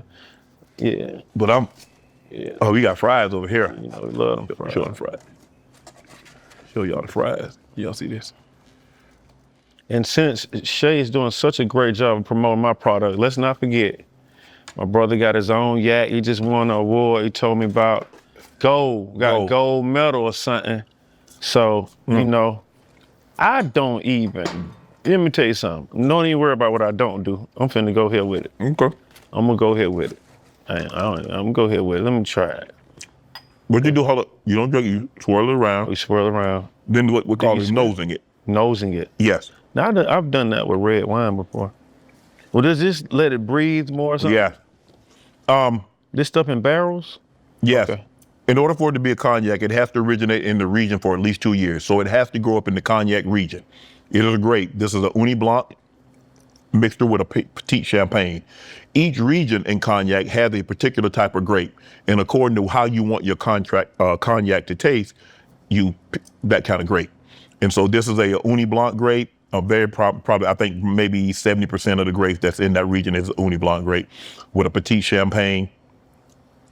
This is a VSOP, very special old pale. VSOP has to be aged between 4 and 6 years. Wow. And then as you go on up and, you know, so forth and so on. So we think we've done a great job. Le Portier is my grandmother's porter in French. Shay, my name. And so Shay by Le Portier. So how long have you had this cognac? We came out, we tried to come out in 2000, then the pandemic happened. And it's funny is that this bottle wasn't the original bottle. We had a bottle using a company out of Italy and they go bankrupt during the pandemic. So we had to scratch that. Now we weren't able to come out in 2020, so now we had to push it back to 2021. So now they're sending me products all through the mail. I'm sampling, I'm tasting, I'm like, okay, I like this. And my partners and I, like, what are we going for? Or we want something to taste good, people are gonna buy it. It's like, yeah, that's the end goal, but we want to produce an award-winning cognac. And now we won 14 awards. We won the SIP award, which is the highest award you can win because it's a blind taste test. And again, we won another taste test today, the only cognac that won. So without even starting the process, your partner in this knew that the end goal was awards. Yes. I guess he say everything else will fall. Everything else. Yeah, if you can get an award, yes. Yes. And it's a VSOP that drinks like an XO. XO is extra old. XXO is extra, extra old. And then you start getting into the specialty cognacs and stuff that's barrel 25, 50 years.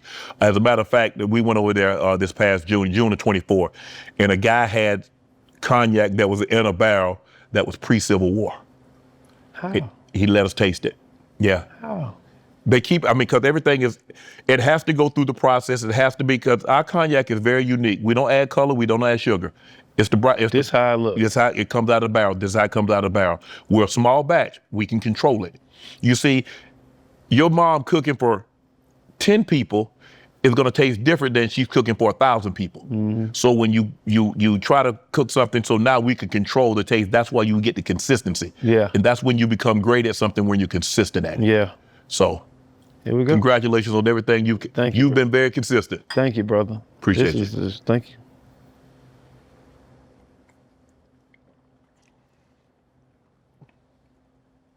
Ooh. That's a good cognac there. I promise you. Nobody's gonna beat us on the market. We don't talk about anybody else. We just tell you what we do. And what we do very well. Yeah. We gotta get it in candy. We gotta get it in your easy. See, that's easy. when you own something, it's easy.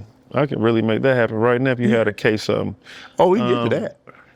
So this is cognac. This is cognac. Yeah, see, it has to originate, because see, wines can start anywhere. You can have wines from California, you can have them in Oregon, they can be all over the place. But they call it a cognac. It has to originate the first 2 years in that region, in cognac. In cognac. It has to go through the copper pot. It has to be stored in the wooden barrels. Yes. The VSOP, in order for you to call it a VSOP. It got to be 4 to 6 years. 4 to 6 years of age. And just sitting up in the barrel. Sitting there marinating. Does that make it stronger?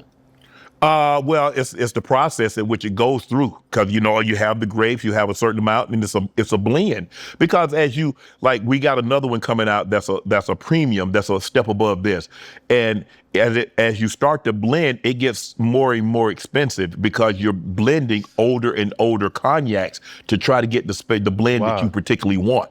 So you might be blending something that was, say 10 years old with something that's 15 years old, and something that's 20 years old.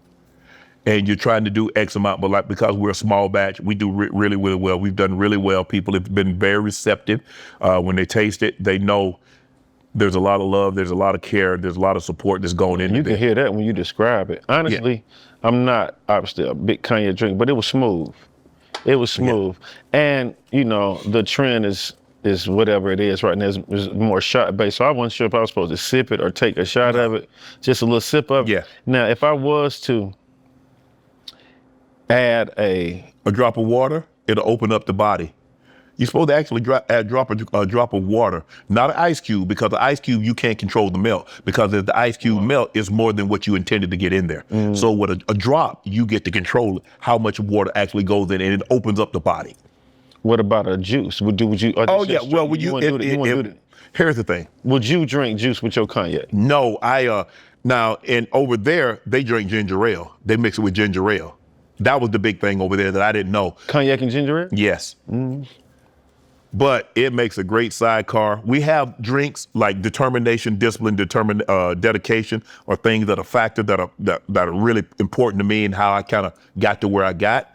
We have drinks. We have a mixologist, in-house mixologist, and his job is to come up with specialty drinks, not just the cognac. Now you can drink it by itself. Yeah. Because a lot of times people, they do mixed drink, they try to hide it. Cause your thing ain't that good. Oh, okay. We really good. We stand behind it. Yeah. We would prefer. You like a chef. Don't add no seasoning to my dish. That's right. When I send that steak out there, I don't send ketchup or Worcestershire sauce. Yeah, they don't like that. Because I already know what it is. Yeah, they don't like that. Them real chefs. We know what this is. So we stand behind that. So let me ask you, that's what I want to know. You go home, you're like, oh man, my 46th birthday. Man, I think I'm having me an adult entertainment. How you explain that to mama? My mama was in. I ain't talking about your mama. I'm talking about your girl, your lady. Yeah. We like-minded. That's why we together. Okay. Yeah. She about that. She on that paper chase. We come here together. Really? Absolutely.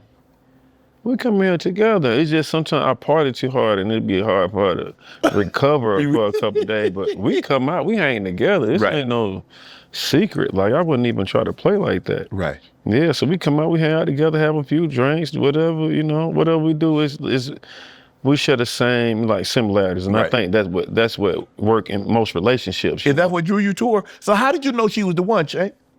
Man, it's just beautiful, man. Beautiful inside and out. And I remember she used to go to church and take notes and stuff. Really? I thought that was so interesting, so cool. And then maybe look at him here and there. So just a God-fearing woman who's just a super angelic personality. And we laugh every day. We got some beautiful kids out this deal and just kept moving. I knew, Where'd you guys meet? We've been knowing each other 20. We've been knowing each other. Who made the first move? I did. You knew. I said, I'm from a pre-DM era. Yeah. Yes, you had to walk up on them. Yeah. You know what I'm saying? Have something to say, have something, instead of just send an emoji to communicate. It's a little different. But I saw her and we just hit it off. Man. Were you nervous? No, I've never been nervous when it comes to females at all. Yeah, okay. No. I'm one of them. I think I'm a pretty charming fella. Because I know what I bring to the table too. Right. So yeah, it wasn't. It was just about me knowing that this was the one more than anything. Which I believe. I think I read a stat where it says I think maybe 80% of the men have never asked a woman out on a date personally. So like you walk up to that individual like, hey, how you doing? Such and such. My name is this. What's your name? I would like to take you out. No, I think that's too scripted, right? Anything about let's go on a date, it doesn't normally happen. Like Right. you meet somebody, you hang out, you know. I just don't. How you gonna hang out, Chainz?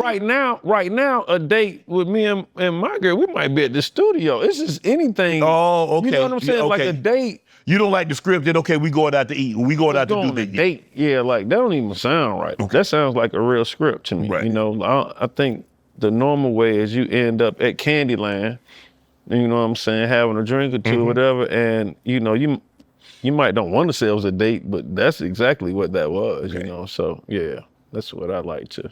Before you would, I mean, were you heavy into the adult entertainment industry? Would you come in here with a normal thing that you would do? I came here before I owned it. Yeah, I'm like being from Atlanta, the strip clubs is one, known to break music, and two, known to have like popular people Absolutely. congregating. Yeah. So I've been coming to strip clubs. I was like maybe like 15 to 16. It was a strip club on Cleveland Avenue called Pleasers, and they used to do, and we might need to do it here. They used to have free popcorn, like little, and that little smell. Yeah. I used to be hungry. I go in there, man. I eat 3-4 things. Hey, you know, I thought you was gonna say that one on pause. I thought you was gonna say Claremont. No, not that one. Hey, they don't know nothing about the Claremont. No, I can't believe that. That club that he's talking about actually have, you know, women upwards of 50, 60 years old. 70 years old. for sure. Yeah, I'm not co-signing that because once I heard that what was going on. You got to go. You got to go one time to see it for yourself because you don't believe it. I do believe it. You got and to. I don't have to see it. You got to see it. I do believe it. You got to see it. I've heard it from too many different people. You got to see But it. man, to know that women, and I ain't judging. Yeah. 'Cause it's men's in there watching. Yeah. And women.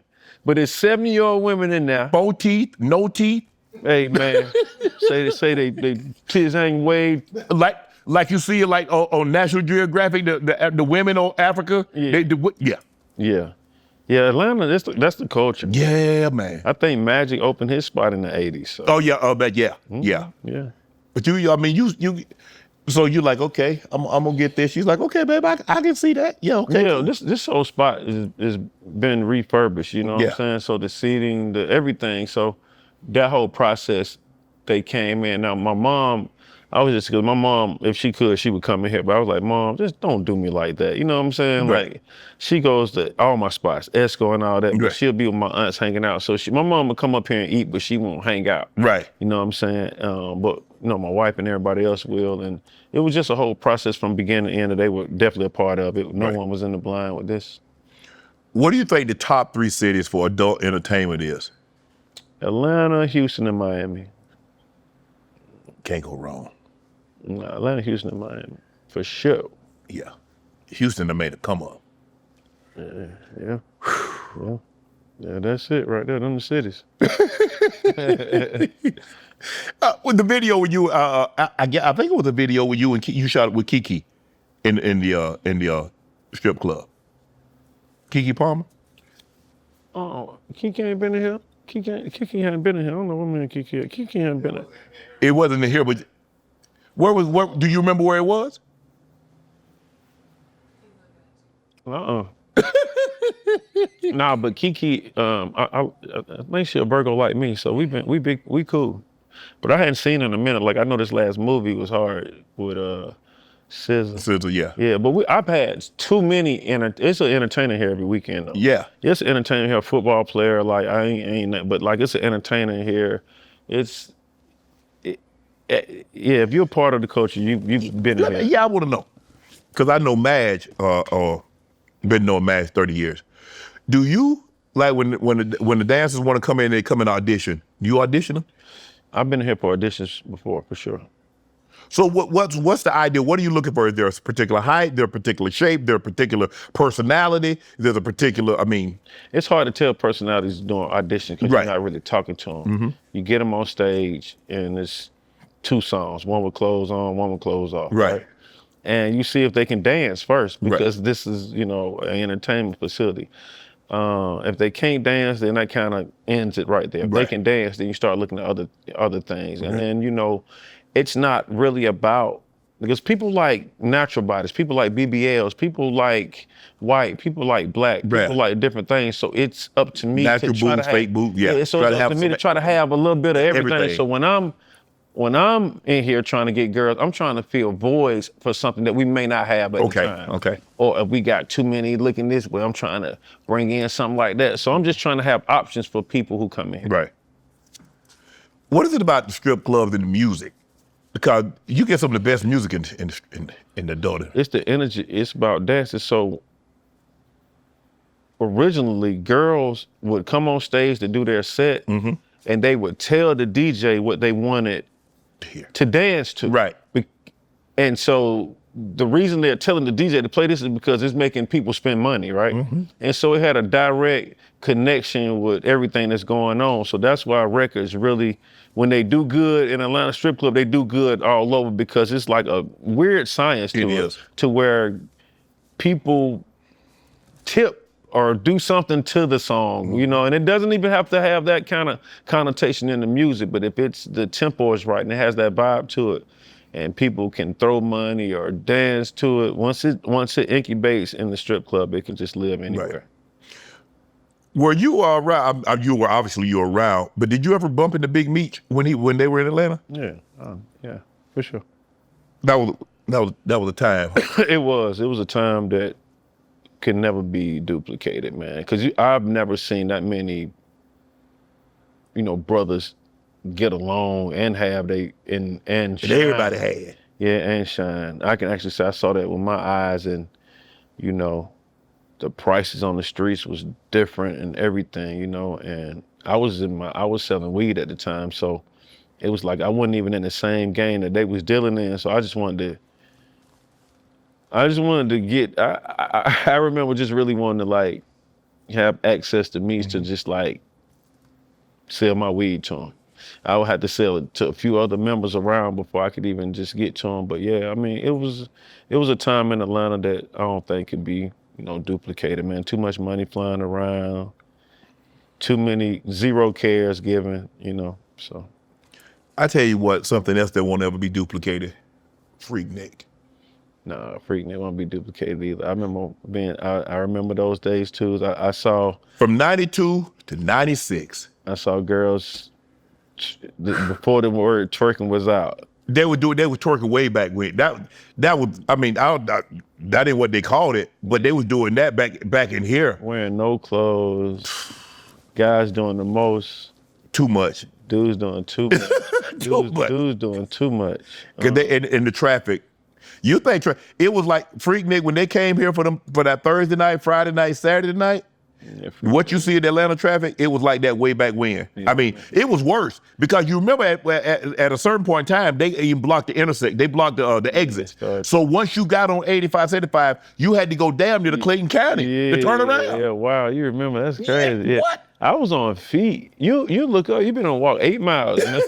Because you know, these people, they're parking their car and getting out, and you just meeting people, you interact, and you dance. Somebody got this big ass camcorder. Yes. And you just don't even know what footage you shot with yourself back then. You people would literally, it was a gridlock. So 85 was like a parking lot. You people literally stopped and they was dancing in the street and just like, and I remember thinking to myself, I said, Chainz, man, I don't know how much longer they're gonna let this go on because this thing getting out of control. When it starts scaring black folks, it's over.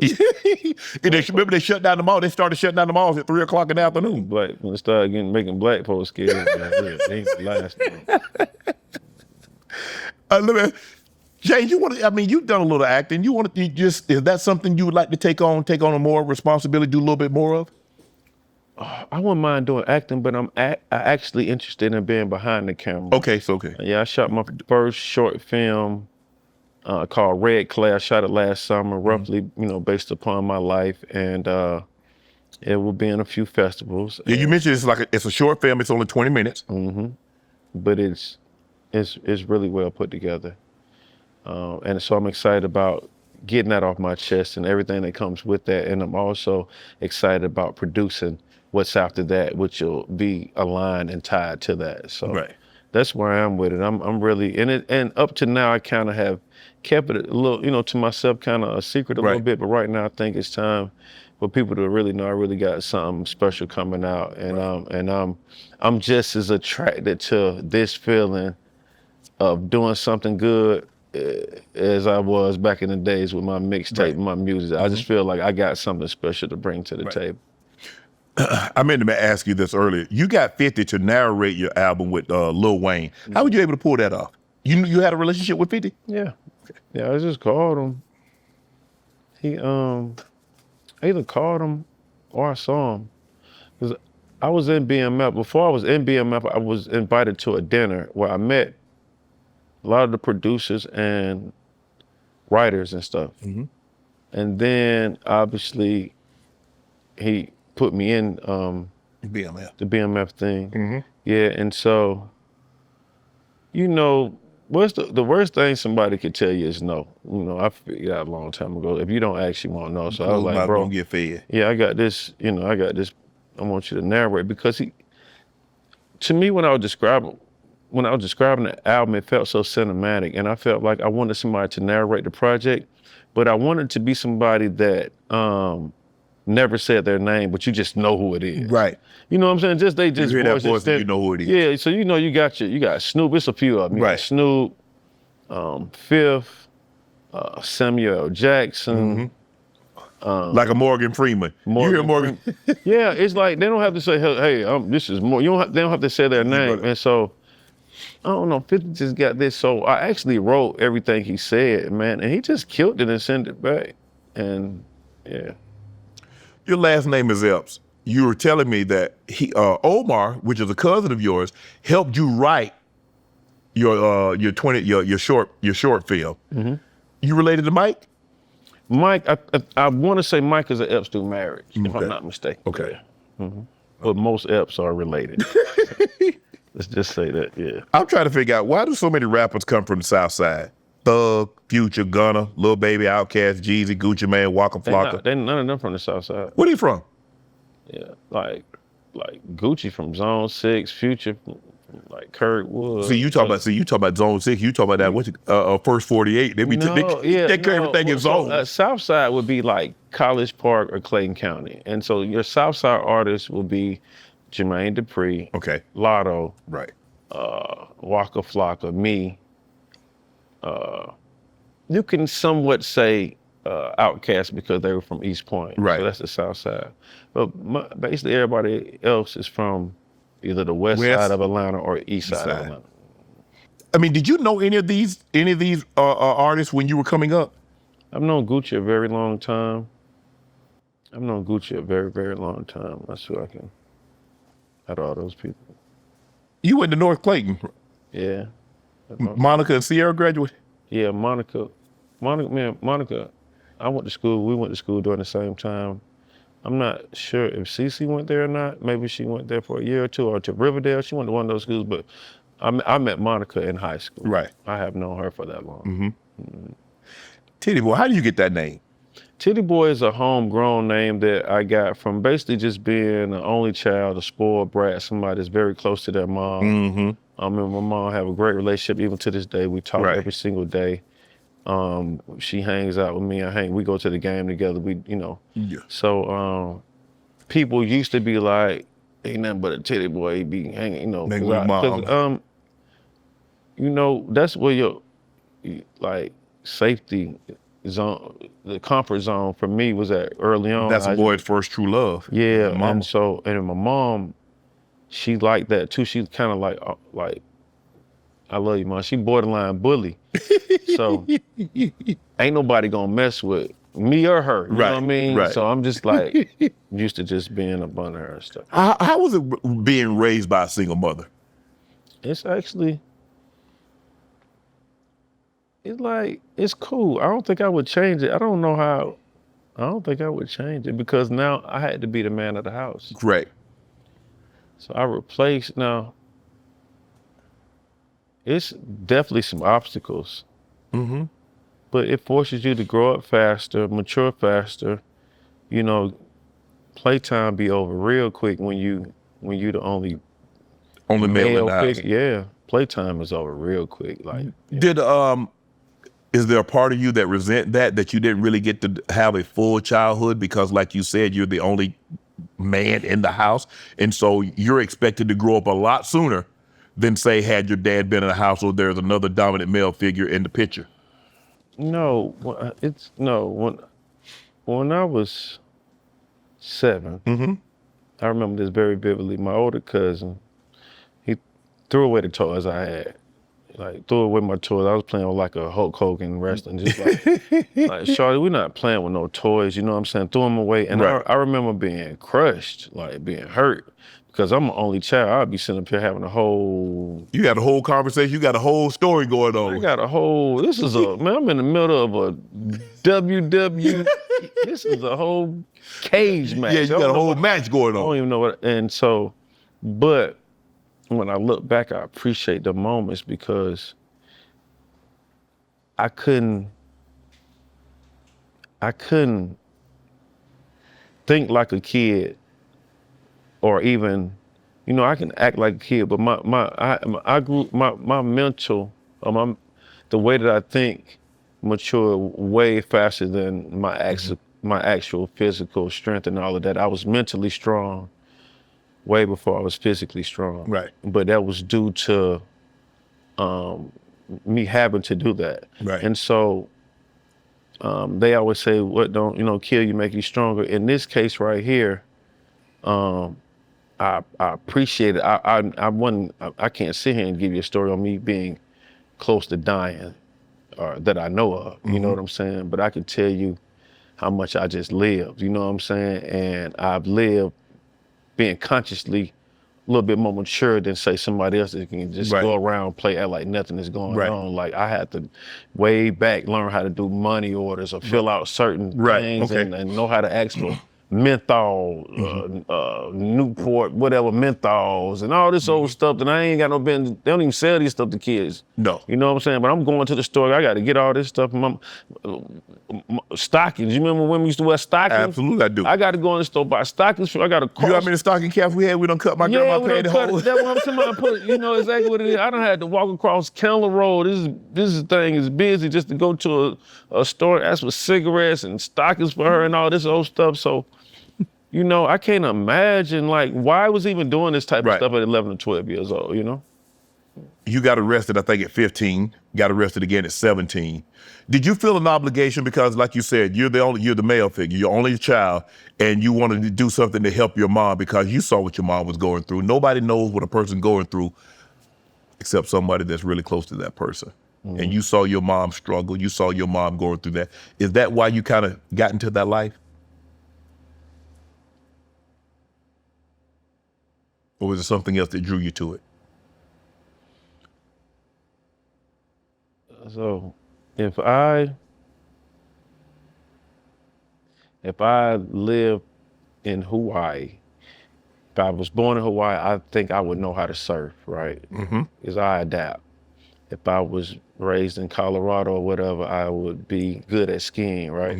But my family, my mom lived in these low socioeconomic spaces and they were traps.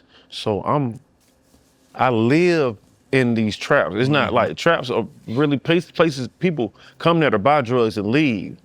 But it's like the zoo. They come to the zoo and leave. But I'm staying at the zoo all day. I'm here forever. I'm like, and so I'm from the trap. So everybody around me does the same thing. It's kind of like neighborhoods and gangs and stuff like that. Like some people are just, it's really because they mom live here. Yeah. You know what I'm saying? My mom lives here. You know, it's always this special kid or somebody we don't want to expose to this lifestyle or whatever. But I wasn't that kid. Right. And the 15-year-old, when I go to get in trouble when I'm 15, my mom knows I sell drugs. You know what I'm saying? My mom knows this. It's not even a secret. My mom used to do drugs. Right. So, it wasn't like a huge secret. And it was just this time my father was already incarcerated. And my mom just had, I don't even know if this was her boyfriend or just somebody who sold dope, but they came in our house after being chased by the police to try to come in the house and flush it. Just kind of like made their way in our house. And I was asleep.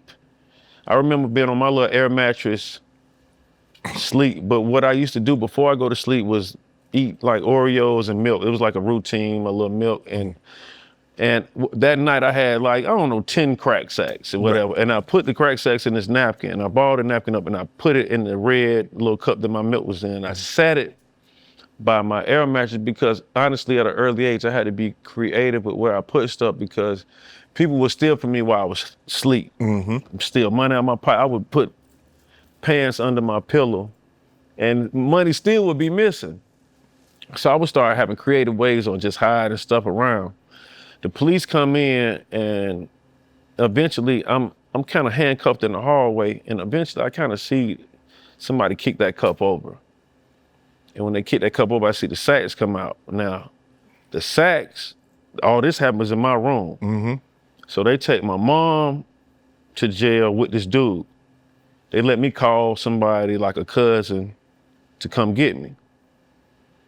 I leave, and when I come back, some people in the neighborhood, because the house has been busted, people had ran in the neighborhood and just start going through my stuff. Yeah, going through our apartment. So, and the door off the hinges. So my friend lets me move, like live with him for a while. He stayed in apartments as well. And so while I'm living with him, I'm going to school. He don't go to school as much as me, but I'm going, as often as I can, I'm going. And I think that they tried to serve me a warrant for that stuff, that cocaine and crack being mine, and I was nowhere around to be, so they had to come to my school and get me. So that's how that particular incident happened. But my mom was fully aware of what I had going on. Did she ever say, hey, son, stop that? Did your mom ever try to? No. It's deeper it's so deep, it's crazy. They say association bring on assimilation. Yeah. It's deep. So they take you to juvie, right? How long you in juvie? Like a week and a half. But I didn't know, like,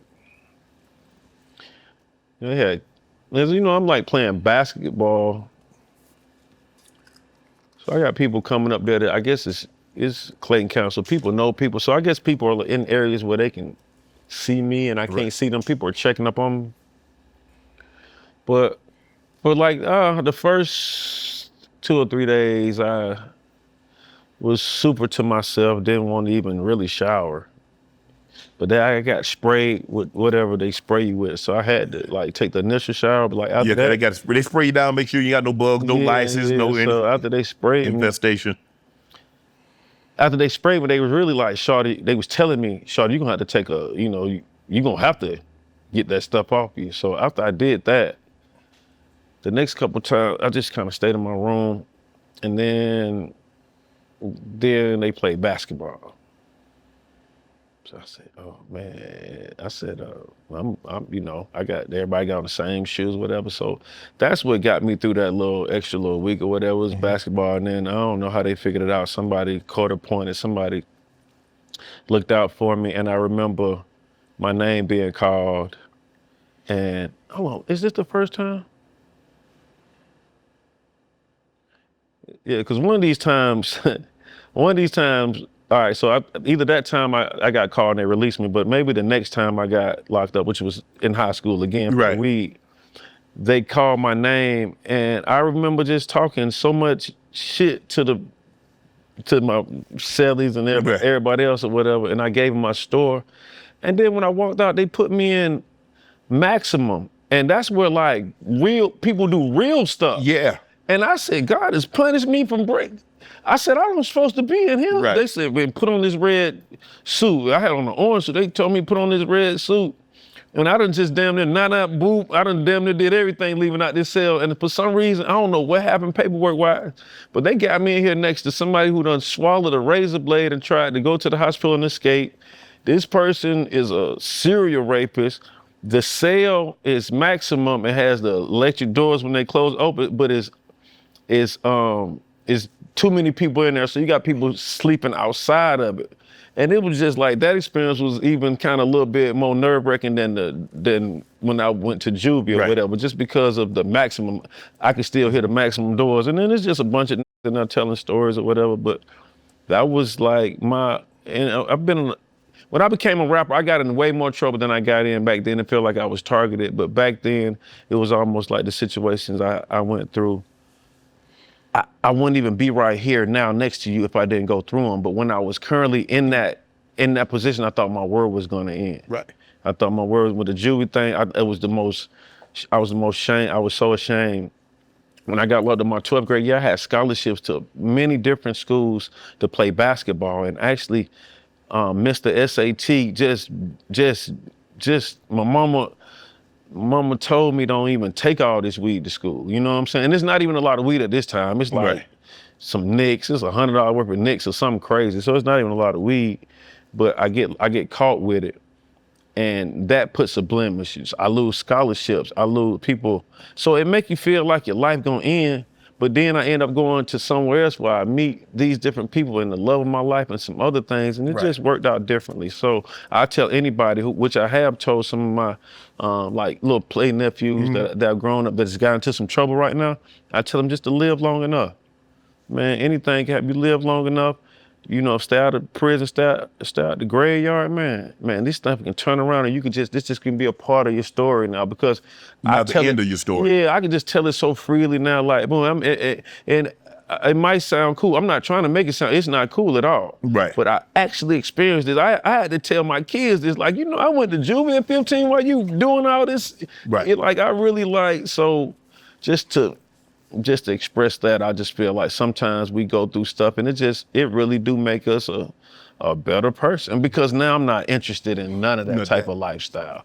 You know, in the hood, getting shot, shooting somebody, going to jail, any of that is a part of puberty. It's like a part of adolescence. You fully don't even develop or grow up unless something like that has happened. Like, man, you ain't been shot.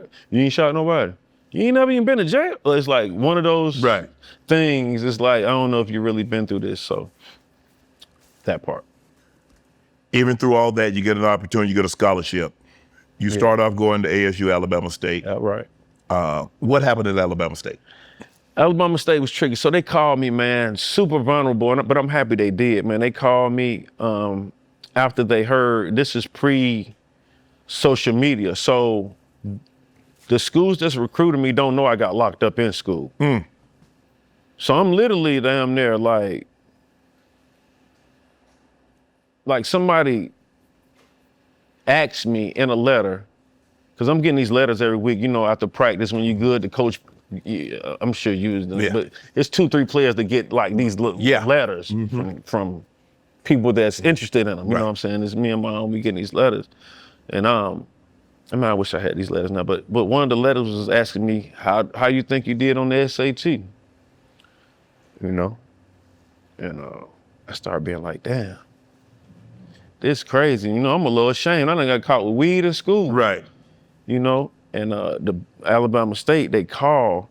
I talked to them on the phone. They say, we heard what happened. You know, man, we looking for a big guard. You know, we 2 hours from Atlanta. It was already some people from my school that was down there. So it made my transition a little easier. And when I go down there to play, they get fired.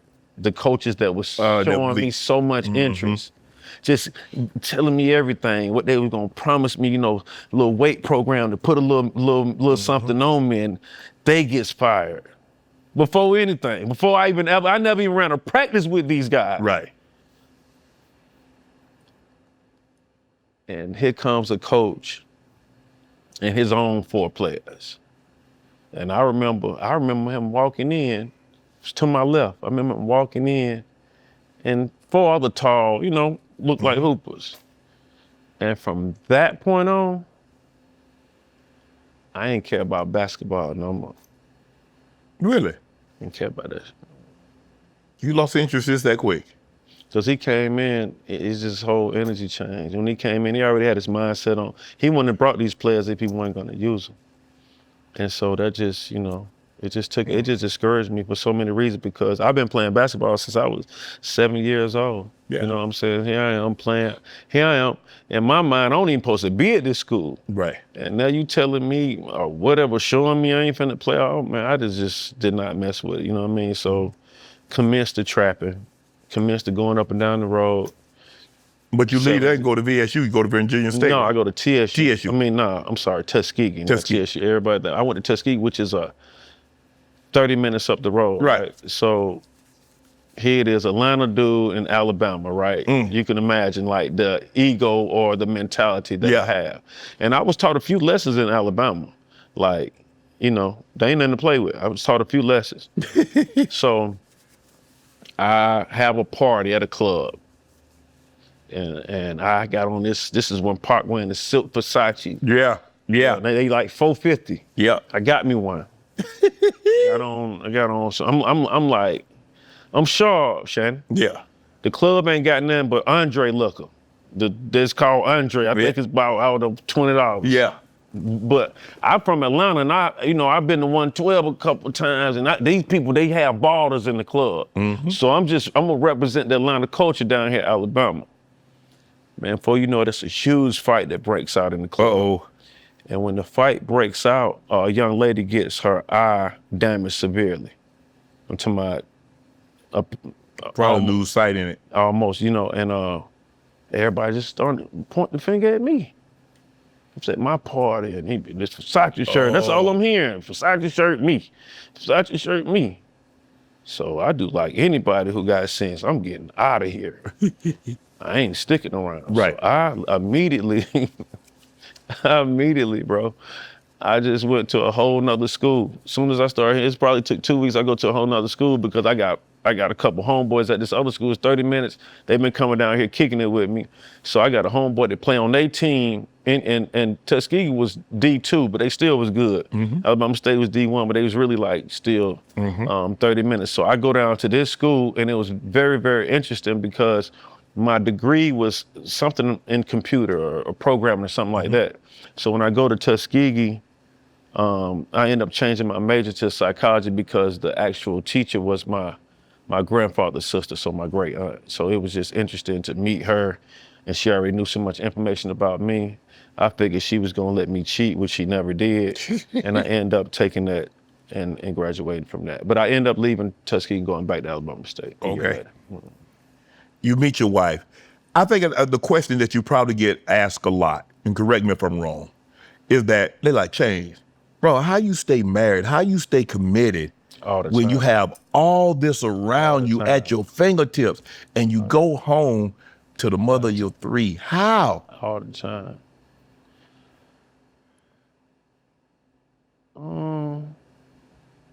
I've seen what it looked like. You know, I've seen what outside looked like. I've seen all perspectives, you know what I'm saying? But it's just something about having that stability and that loyalty. I mean, really, that real loyalty, that real love. Yeah. You can't really just find it everywhere, especially when you become when you get to a certain level, you don't know how real or fake. Yeah, it's easy. Everybody, Chainz, I love Chainz. He look good. Do you see what it's easy to say that now, but when I wasn't too Chainz, when y'all was calling me by my government name. I think that's just, even working or owning a strip club, even in this space right here, I already knew that, people were probably just assuming that I was gonna just throw it all away. And I just couldn't wait to prove people, wrong. You know what I'm saying? And girls walk around me naked all the time now. I don't know if that's done something to my libido, because a girl walking here naked now, she just would be naked. It won't even it should just be a naked girl. She be naked? Hey, you might need to get on them roast bars like your boy. Them roast bars, hey. No. Everything still worked real good on me. Okay. No. Everything works really good on me. Really, really good. Yeah, pause. Everything works good. But that just doesn't interest you. I'm just saying, it's any given day, it's 30 or 40, 50 naked women in there. I ain't walking around with no boner. in here by seeing no 40, 50 women because I just see it every day. You know, you on your root, whatever. That roast bar? Yeah, roast bar, whatever you taking. Harder than the times of 29. Yeah, you gonna be around here looking and stabbing folks all day. Excuse me. Stabbing folks trying to get to the, I gotta go to the bathroom. Like, they calm down. I got control over Debo. Yeah, I got control, man. You proposed that to your wife. Did you know you was gonna propose? Because you proposed at the Met Gala, correct? Oh man, I had to, man. That was big, man. That's, you know, sometimes you gotta do something where they can go back and it's historic. They can go back and, Were you nervous? No, so this is what happened, man. I get there, I get invited by Versace because I'm doing a collaboration with Versace and my homie Salehi. We go, they let us go to Versace on Fifth Ave in New York. We get all type of shit, you know what I'm saying? They got custom, they got a lady that done flew over to do Keisha makeup from all this, just everything, you know? So I had already planned, I said, man, this would be dope. Everybody see it. You know what I'm saying? I'd be throwing my little player card, whatever. It just be like, you know. Put it up. Man, listen, we get there, all kind of stuff try to prevent me from doing it. Right. Get there, wait up in the line, it's just all type of stuff. So man, I'm thinking a couple times, man. I got it right here in my pocket.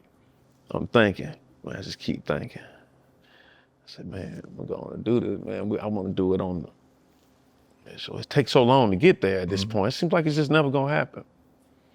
So I get there, when I finally get there, we get on the steps and Keisha, she look around. So I go in there. And then, but they won't come out. So I said, what does this mean? You know what I'm saying? Like, because I don't want her to see me doing this. I want to already have it out. You know what I'm saying? So I get to pulling it, and it comes on out. And so I get on a knee, and then Keisha turned around, look at me and said, baby, you all right? She's like, you okay? She's like, I guess fell or something. Because she just didn't expect it. So I think it was cool for it to be a surprise on such a huge stage. Right.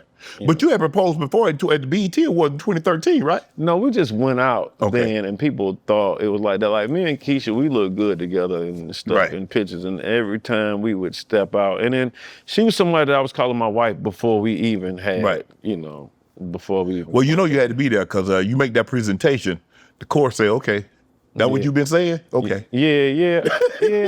I had been saying it. You know how you. Oh yeah, that's why. You know how you just say that like this. You just, I mean, you know, and for a long time, I felt like she deserved the wedding. She deserved she deserved all that. But for the most part, I was treating her like a wife. Correct. Anyway, yeah. It's you had a star-studded wedding. Kim and Kanye, Lil Wayne, Alicia Keys, Swizz Beatz, Gucci Mane, Monica attended at the Versace wedding at the Versace mansion in Miami.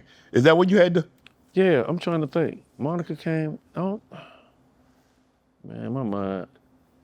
It was a blur. You don't remember. You was just so focused on making sure the thing was perfect. I'm trying to think that I don't think Alicia came or Swizz came, but everybody else came. All those other names came, but it was nice, man.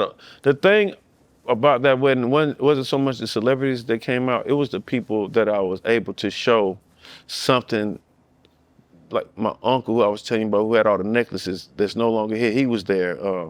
Keisha grandmama was there. Like it was people that hadn't been to Miami Beach, hadn't been to Versace. I got the mansion and the hotel next to it. I rent the whole hotel for everybody else. Yeah, so it's just the situation that we this close, you know what I'm saying? And it's unlimited food and liquor. So I like to show people a good time. Like in the space, I don't know about you, but I like to show people like, you know, I love like. I like to show them a good time. Yeah, I like to show them a good time. They'll bring their ass back. I won't show them a bad time. Nah, I show people a good time, and it just be like I had a good time. It might be a one-off thing. Like, man, you know, I had to put my mom on the jet. You know, I'm jumping on jets. Let me put my mom on the jet. You know, it's just certain things I like. Just want to offer to people that I love. Right. The kids aspect. You mentioned that you were the only child raised by a single parent. It almost seems like you did the total opposite with, like, you wanted to be, you felt you needed to be around for your kids. That what you went through, your kids would never experience what you went through. Absolutely. I had to sell drugs. I actually started selling drugs at 12, but they were just nicks. But it was for my mom and her boyfriend. Right. And, you know, it was almost like they gave me a little something to keep, you know, like it was $40, $50, but I never have to even go through that with Halo or Heaven or Harmony. Like, I don't have to tell them that now. Granted, when I'm trying to teach them a lesson, sometimes I may have a flashback and tell them, yo, I love you. Right. Like, this is the reason, like, you know what I'm saying? I didn't have this. This wasn't around. I had to learn the hard way or whatever. But yeah, me growing up with one not in the household necessarily, not my father anyway. Right. It made me want to like be around, and also like, you know, I got the money, but I just gotta try to like offer certain experiences too, like they can remember like certain trips or certain I don't know games or whatever I do. I mean, you know, you'll never get it 100% right, but I'm trying. Damon Wayans told me the best thing his dad did was come home. How do you balance Chainz? Because you not having to do what you did, and it got you here to make sure you're like, okay, I want to give my kids enough, but not give them too much. Because, you know, tough times create tough men. Tough men create easy times. Easy times create weak kids. Wow. Weak kids create hard times. You So it's a cycle.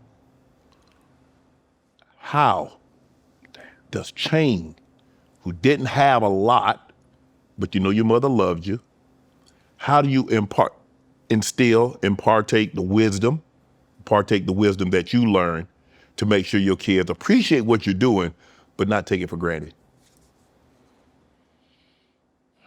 That's a good one. I might have to ask AI that. Because, you know, what do we always say, Chainz? I don't want my kids to go through none of what I went through. But think about what it made you. I don't, man, listen, man. I literally, and this is an inside joke with me and my wife, I literally got a song that I play in my head to take cold showers. Mm-hmm. And it's like a joke. Like if like we go somewhere in the water and she'll be like, it's Ambitions of a Ride about Tupac. I play that in my head, but I get in the shower, just take a cold, man, I've been wired to do something because like I ain't have no hot water, or we had to turn the water off from 6 to 6 and then take the same little tea thing and turn it back on, or even stealing lights. Stuff that they would never know about. Like it just wouldn't even happen. You know what I'm saying? But like even still, or borrowing lights, not even stealing them, going to your neighbor, getting an extension cord from their house all the way to your house, and you see this big old cord going through your big old orange, 2-3 orange cords connected, going to your house. Like, man, it's just unbelievable that I, you know, it's just good to be on the other side of that. Absolutely. You know what I'm saying? Mm-hmm. You blew up at 35. What do you tell people that feel like it's too late for them? Because a lot of times people don't feel like they make it by 21, 22, like, oh, it's over for me. But here you are, had success later. I mean, it's not like you were 50, but I'm saying it's a lot of people have success a little early, especially in this game. But you had success at 35. What do you tell people that say, man, it's, and just not in music, but in anything? Because a lot of times people don't feel like if they're successful early on, there's no chance for them to be successful later. It may be too late for them. If that's what they believe. Okay, that's their thought process. If that's what they believe. Right. Yeah, but if you confident like me, you might put out a #1 record anytime. Like, I'm trying to be upwards of 100 million before it's all over. I'm nowhere near content. Right. With my space or nothing I'm doing. So it's about the person. And I also feel that the person knows. Like, let me ask you this. Did you know you was going to the NFL? Yeah. Every time I ask somebody and it's crazy that it's like, man, you didn't know. But did you, it's something about. Yeah. I didn't have no plan. I didn't have no plan B. I didn't have no plan C. That was it. Everything, I had a tunnel vision. I didn't see anything but see myself in the NFL and getting my grandmother out of that 1,000 square foot cinder block home. That was the only thing. I'm telling you, man, so people in positions like us, it's like, I would like to tell somebody that's like, man, like having that little wonder, you will know. Yeah. You can't trick yourself, you'll know. Yep. Now, for me, I didn't know when, but I just knew, bro.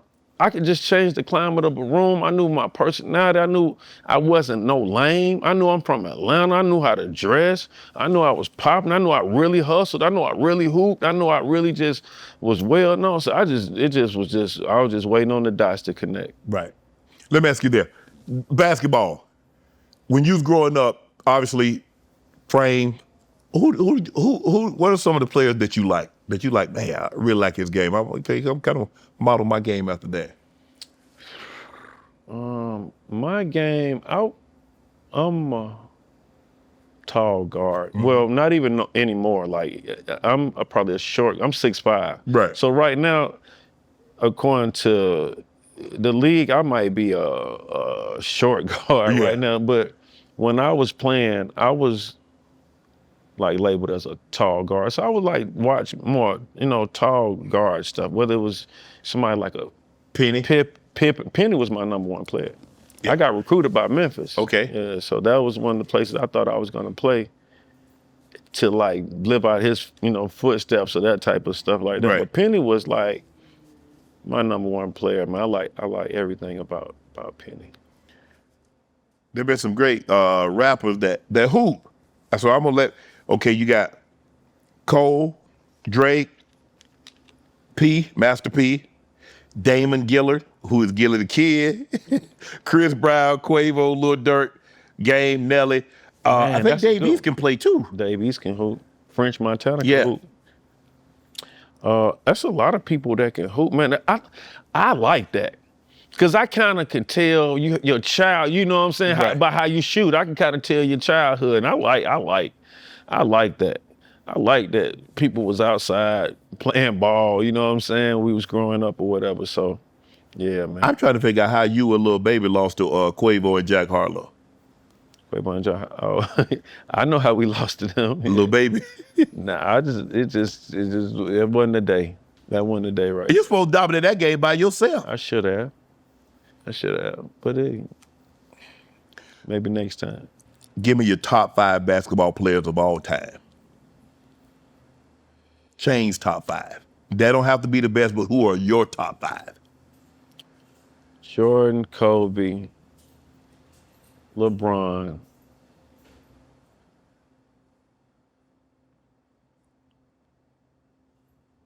I throw Shaq in there. Mm-hmm. And if I want to win all the games, I'm gonna have to put Steph in there. Nice little list. That's a nice little list. You got a few old. You didn't go too far back. I've been living long now. I can do eras. I can do the Jordan era, I can do the Kobe era, and I can do the LeBron era. Right. You know, they always arguing. Right. But none of, you know what I mean? So I can really do one from each era. Right. But if I just had to combine them 3 would definitely be on the team, and then I'll fill in the blanks. Who's your GOAT? Who's your basketball GOAT? Man, I just love that Kobe guy, man. Cause you got a tattoo of Kobe. I don't got no. Oh yes, I got the number 24. Yeah, 24. Yeah. How you be knowing every damn thing, man? Yeah, dude, man. But I think everybody went and got Mamba this, Mamba that did. when he passed away, because it was just so out the blue. And I had just saw him New Year's. I had just saw him bringing in New Year's. Mm-hmm. And I just shot him a DM like Christmas Day. yeah. Just DM and going back and forth. Yeah, I think Vanessa had just had the 4th girl. Okay. And I was like, bro, I know you trying, but bro, you just can't get no little. You can't just get a little mamba. And he say, hey, these little mamba seeds. I got mine. He was talking about the one that passed away with him. He said, that's my son. Yeah, because she was like that. Yeah. And so I met Jordan once or twice. He was really nice. He was cool.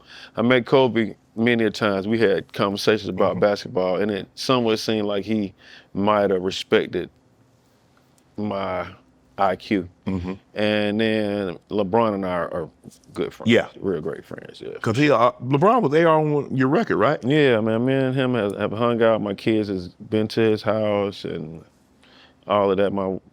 Our wives has hung out before and all that, so yeah. So help me understand this, because there's been a lot of conversation. Bronny getting drafted. They make it seem like Bronny went top 5. He's the 55th pick in the draft. They only got 60 spots. It did bad. So you go the first 2 rounds, you only got first 2 rounds. Right. So he went 55. There were only 5 players that were 56, 57, 58, 59, 60. So only 5 players went after him. They make it seem like he top 5. There's been a lot of criticism about, oh man, he wouldn't even be in the league if it wasn't for his daddy. You're fourth and so. What's he supposed to do? I mean, if you're in position to help your kids, or isn't that what you should do, Chainz? You know that's how, I'm gonna show you what nepotism look like when mine get old. Show you. You can't get there on you. Come here, brother. Yeah. Hey man, look out. I'll be back. Right. Dropping them off. Now I'll figure out. But it's just like he did nothing wrong. And then actually you're seeing a whole nother side when Bronny been playing in the G League and just the culmination of just what this season done. He's a different player already. And that's what happens. It's like when kids play up. Right. You know what I'm saying? When kids play up, they get better. They get better, man. You ain't got no choice. You get stronger. You do all type of stuff, and you don't even know your body can do this type of stuff, man. It's interesting. That's how it was with me, Chainz. My brother's 3 years older, and then my next youngest cousin is 5 years, and he went 6 years, and then he went 7 years. So I'm playing against guys 3 to 5 to 6 to 7 years older than me. Damn. I ain't got no choice but to get better. Oh, you get tough. Oh yeah. They knock your ass down. They didn't care. You had to be tough playing against them because and this is what I know now from my son playing ball. It's a difference between 7, 8, 9, and 10-year-old, like body difference. Yeah, for sure. How they move, coordination, footwork and everything. So yeah. You mentioned the Cybertruck earlier. And people like, man, I don't want no Cybertruck, Elon Musk, yada, yada, yada. You like, man, I love my Cybertruck. Man, I leave here on Friday night, man. I get me an order of fries. Yeah. I get in my truck. I put it on autonomous, and I just let it take me home while I eat fries.